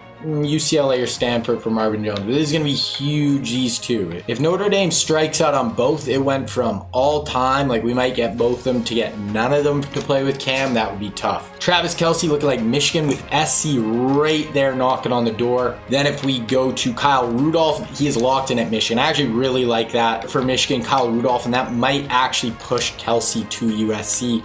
We will see tackles. Tyron Smith looking like Ohio State or Colorado State, maybe Notre Dame. Matt Khalil is locked in at Michigan. That's a big get for them. Barrett Jones is now all of a sudden Ohio State. So now all of a sudden Ohio State's coming in on those tackles. The ends, Courtney Upshaw looking like Georgia, maybe Ohio State, maybe Auburn. Daquan Bowers, we already know about him. We go here to Marcel Darius, Ohio State. That is a big get there for them. Middle linebacker, we already know Arthur Brown going to Georgia. Corners, Janoris Jenkins. Auburn is looking like where he's going to end up. Maybe Bama. Now it's looking like Patrick Peterson is going to end up at Tennessee. That is a huge get for Tennessee.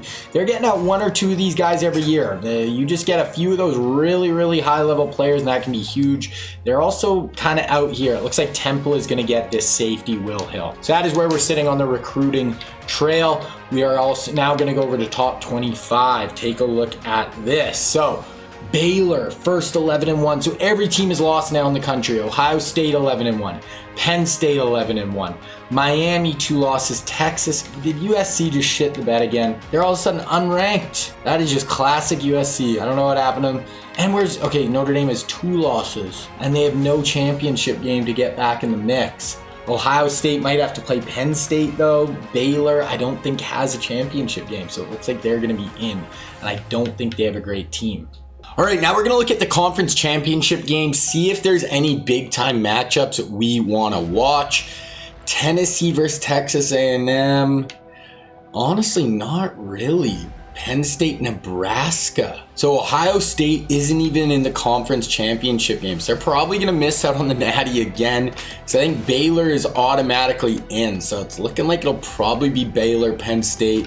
USC lost 4 games at the end of the year. They've been very disappointing over the last 2 years. I thought they were building something pretty nice in LA, but not great. So we are going to sim to bowl season. Like to maybe watch another bowl, watch some of the national championship game. Maybe next year too, I'll see if there's any big time regular season games. Those just can be hard to find because there's so many teams, so many schedules. It can be hard to find regular season games. But maybe I'll look through even like Michigan, Ohio State, something like that we could catch next year. All right, here is the bowl schedule. Yeah, so it's Baylor versus Penn State in the Natty. Okay, so Penn State is Chad Henne, actually, I believe, at quarterback.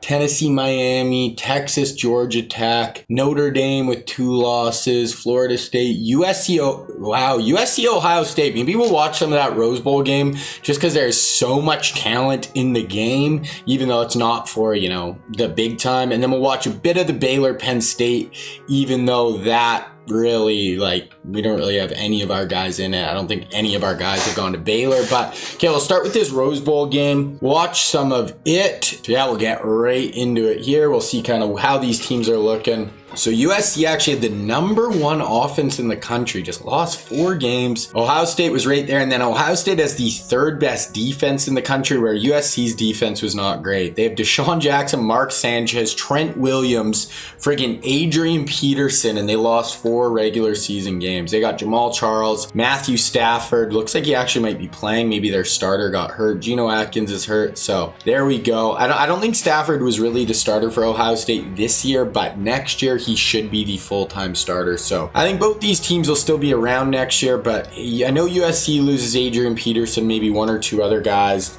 I don't know if Ohio State loses a ton. Actually, they might be losing their receivers. Oh, I actually didn't mean to return this. Yeah, I think they're losing Ted Ginn and Dwayne Jarrett, but they do have Des Bryant right here as returner. coming in next year. Okay, there we go. I just fucked Ohio State's field position, but here we go. We'll just sim through the first quarter here. All right, pretty low scoring. USC is up 7-0. We're gonna go to halftime. Wow, 24-14. Dwayne Jarrett caught a touchdown pass with like no time left on the clock, or Ohio State was going to be down 3 scores. Okay, we're going to go to fourth quarter. Okay, it looks like Jimmy Clausen is actually in. Looks like Mark Sanchez might have got hurt. So they have Jimmy Clausen in. They have Adrian Peterson beside him. Probably just going to do a handoff to AP here and get this in, and that'll put them up like 17 in the fourth quarter. Okay, here it is. Yeah, little hand. Oh, they actually do a little read option with Jimmy Clausen and Adrian Peterson, and Clausen is able to go in. USC up pretty big in the Rose Bowl. Let's actually watch this. We'll watch this Ohio State drive. They are down a few scores, but so much talent on this roster. They are losing some of their big time receivers, but they have some guys waiting in the wings. QB is going to tuck it and run. So obviously this is not Matthew Stafford, but Stafford should be the starter next year. This is Hemphill. Should still have Jamal Charles next year. I still think they have Jermichael Finley. They have Dez Bryant. So Ohio State has really reloaded. They are not going anywhere. USC should be right in the mix next year as well. There we go. Nice little dump off. That was actually Jamal Charles underneath. He's got 30 receiving yards. Pretty nice weapon to have. And then they have Beanie Wells. Totally different than Jamal and Reggie. He's much more a power downhill back, but he's waiting in the wings behind Jamal as well. So they're just loaded.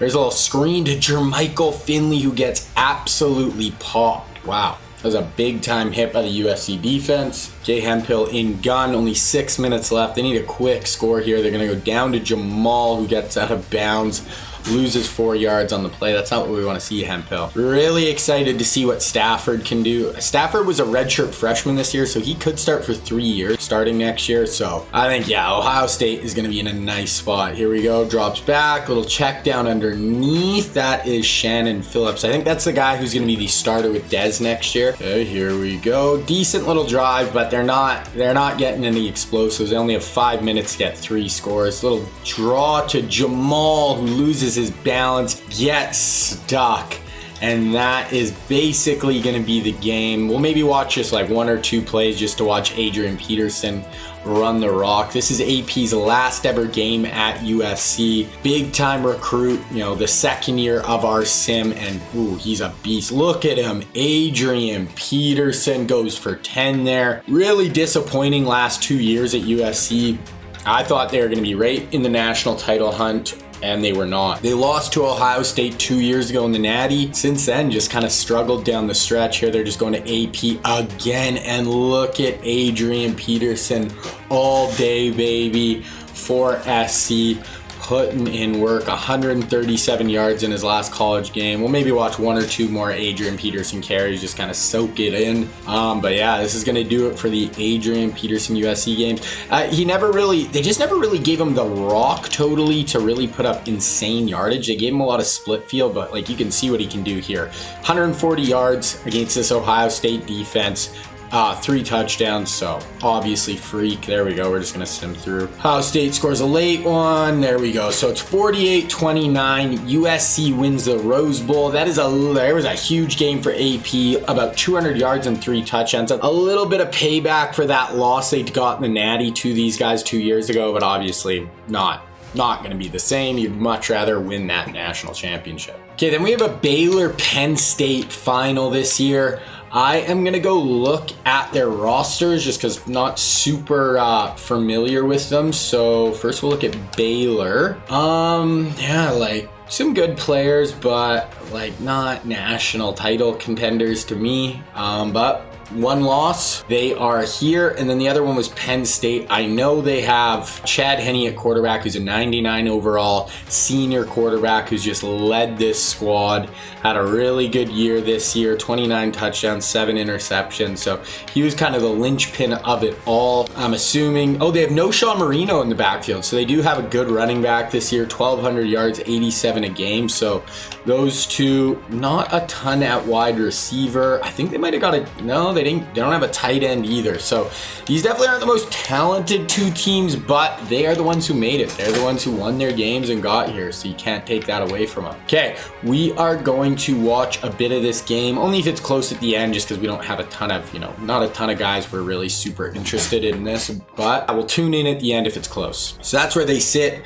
Baylor slightly better offensively, but both very good. And then Penn State has a better defense, but both defenses are pretty freaking solid as well. So definitely wasn't two of the teams I was looking at this at the start of the year to get here, but hey, that is all good. That is how the game goes sometimes, right? It's who wins their game. So we're just gonna go to the next quarter here. All right, 7-0 Penn State after one, 14-14 tie ball game at the half. So we got a nail biter here. We got 21-20. I believe this is Baylor driving, trying to go punch this in. So they have a 1-point lead. If they score here, extra point, they're up 7. Obviously, we don't know anyone on their offense, but we'll see what they do. A nice little counter and a huge hole gets them down inside the 3-yard line. That is massive for the Baylor Bears. Now they're inside the 3. This will give them a nice lead if they're able to punch this in. They got 4 downs to punch this in against this Penn State front.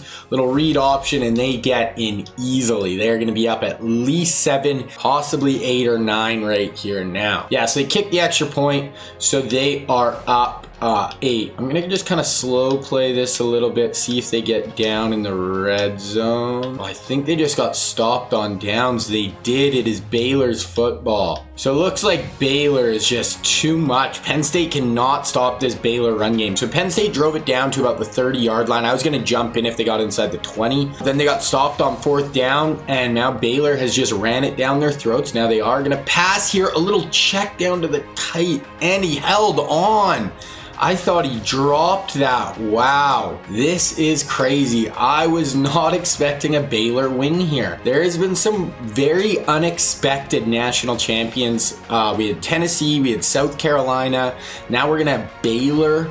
Really only Ohio State and Texas, I think, are really the only big-time schools who kind of had those big classes and really star-studded that have won some natties. So we will see. This is crazy. It looks like Baylor's going to knock off Penn State and become the national title or national champions. They're passing here. The tight end is wide open in the flats.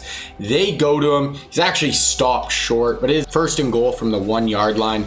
We're just going to super sim this. This video is going to be long. These videos are going to be long enough. They're up 15. That is going to do it. 15 with 2 minutes left. They actually get the ball back, score again. So Baylor wins it by 18 over the Penn State Nittany Lions. Wow, I was not expecting that. If you told me Baylor was going to win it all coming into this year, I would have been shocked. Penn State, maybe just because they had the 99 quarterback. Look at their QB, 100 QB rating. Their running back ran for 262 yards. So Penn State could not stop a nosebleed.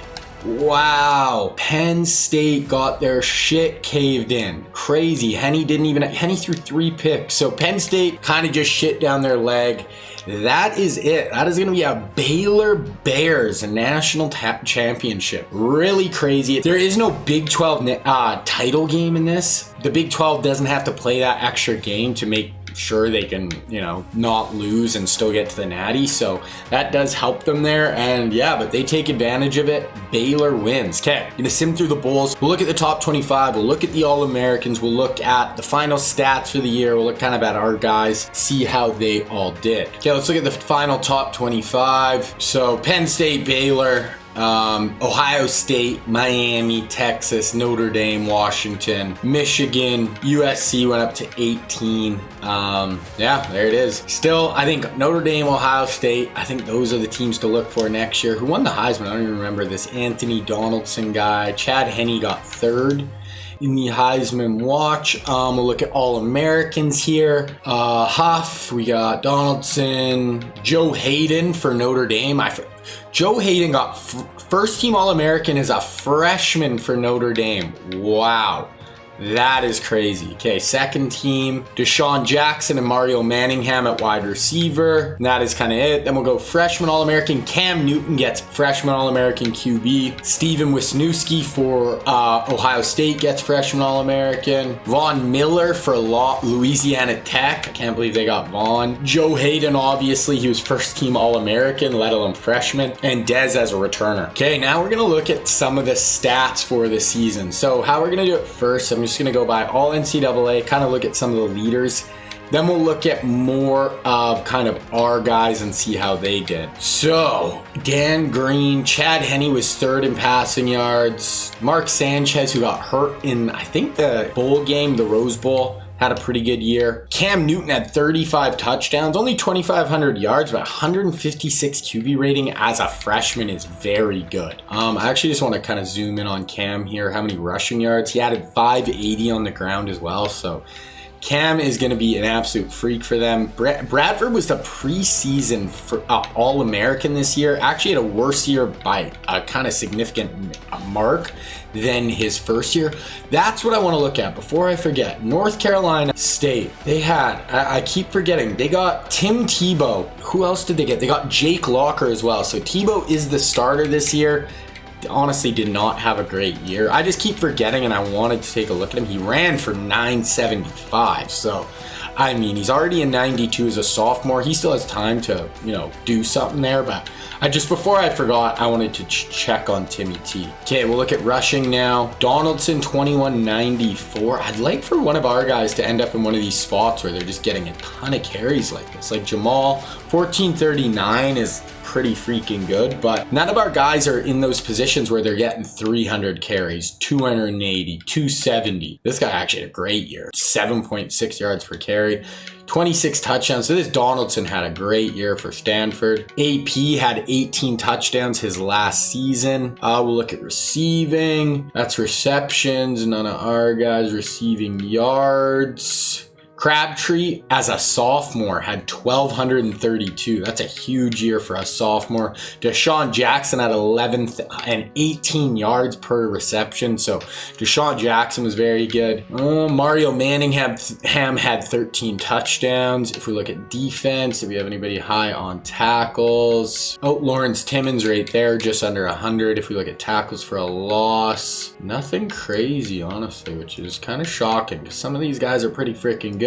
Nothing really crazy for there. Sacks, INTs, if you guys was 7. Yeah, none of our guys really high on the list there. Okay, now I just want to kind of go through the schools really quick. Kind of our big schools. Okay, Washington, who did they have? I think they got Taylor Mays. Only a sophomore, he's an 88. He should be a freak for them. So they also got, who did they get? They got QB, buddy who went to Boise State.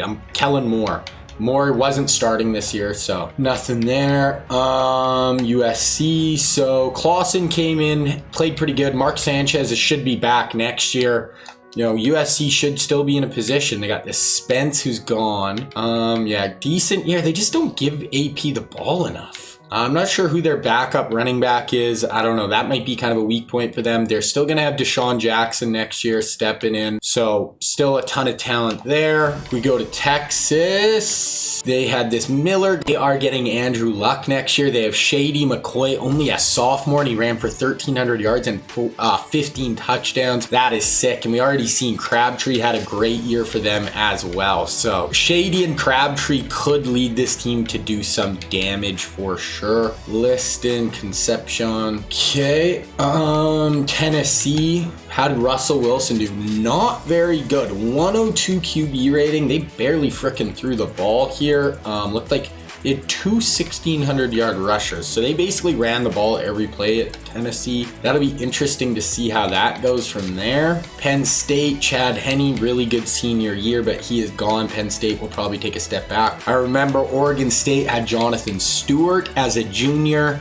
1,100 yards, pretty good. Expect probably some more for bigger numbers for him next year.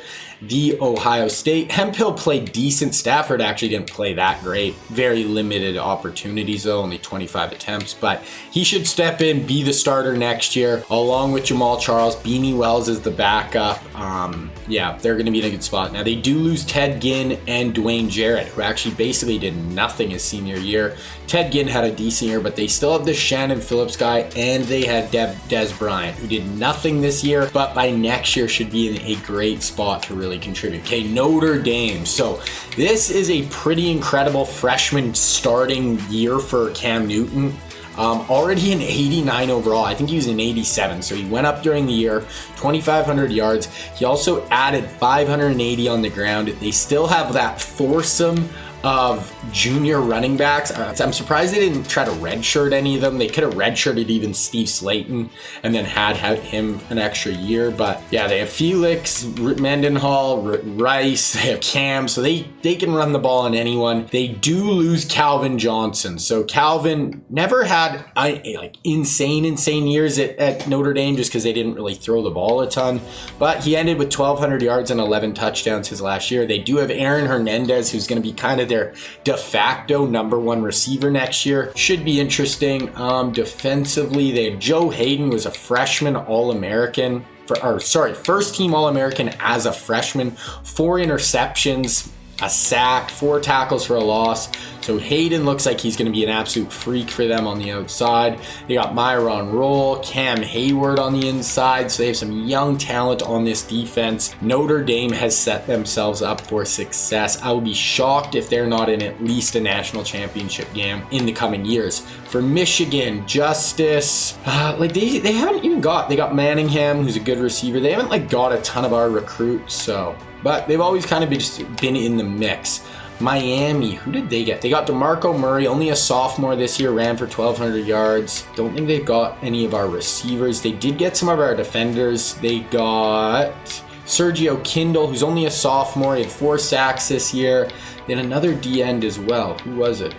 Brandon Graham, only 7 tackles this year. He might have been more in a backup role, but they have those kind of bookends starting to come into their own. LSU hasn't really got much going. Georgia is kind of the other team I want to look at. So Kyler Dixon, he didn't play great, honestly, and I don't think they have a QB next year. They might have got a recruit. I can't remember, but they don't really have a great QB coming in, so that could really hurt them.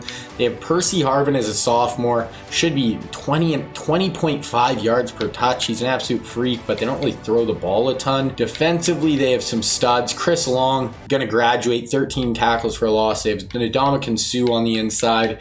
They've got some other guys. Vontae Davis should be one of the best corners in the country next year.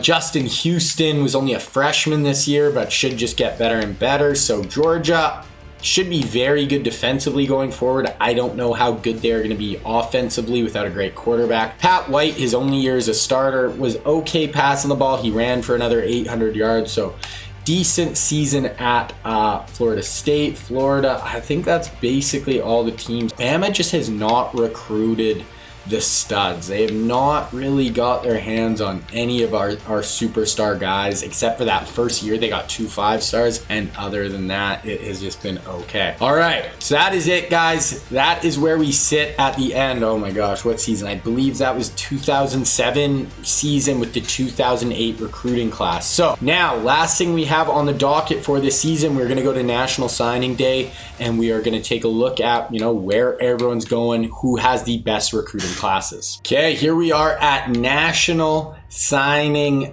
Day. We're going to look at all prospects first. I think we knew where most of the guys were going to end up already. Andrew Luck, I actually did this yesterday in real time though, so I actually don't remember exactly, but yeah, so Texas got the 2 QBs, EJ Manuel, Blaine Gabbert to North Carolina. Was that it? I think so. Then we got running backs, Mark Ingram, Michigan, which I liked a lot. Michael's going to Louisiana Tech. Wide receivers, Julio's going to Boise State, AJ Green going to Ohio State, guys. So they're going to have Des Bryant and AJ Green. Crazy. Michael Floyd is going to Notre Dame. That is a really big get for Notre Dame, low-key. Losing Calvin, they didn't have a ton of receiver, talent, so that's big. Kendall Wright going to A&M. Marvin Jones going to UCLA. Tight ends, Kelsey and Rudolph going to Michigan. So Michigan got Mark Ingram, Travis Kelsey, Kyle Rudolph. Basically fits their style to a T. Tyrion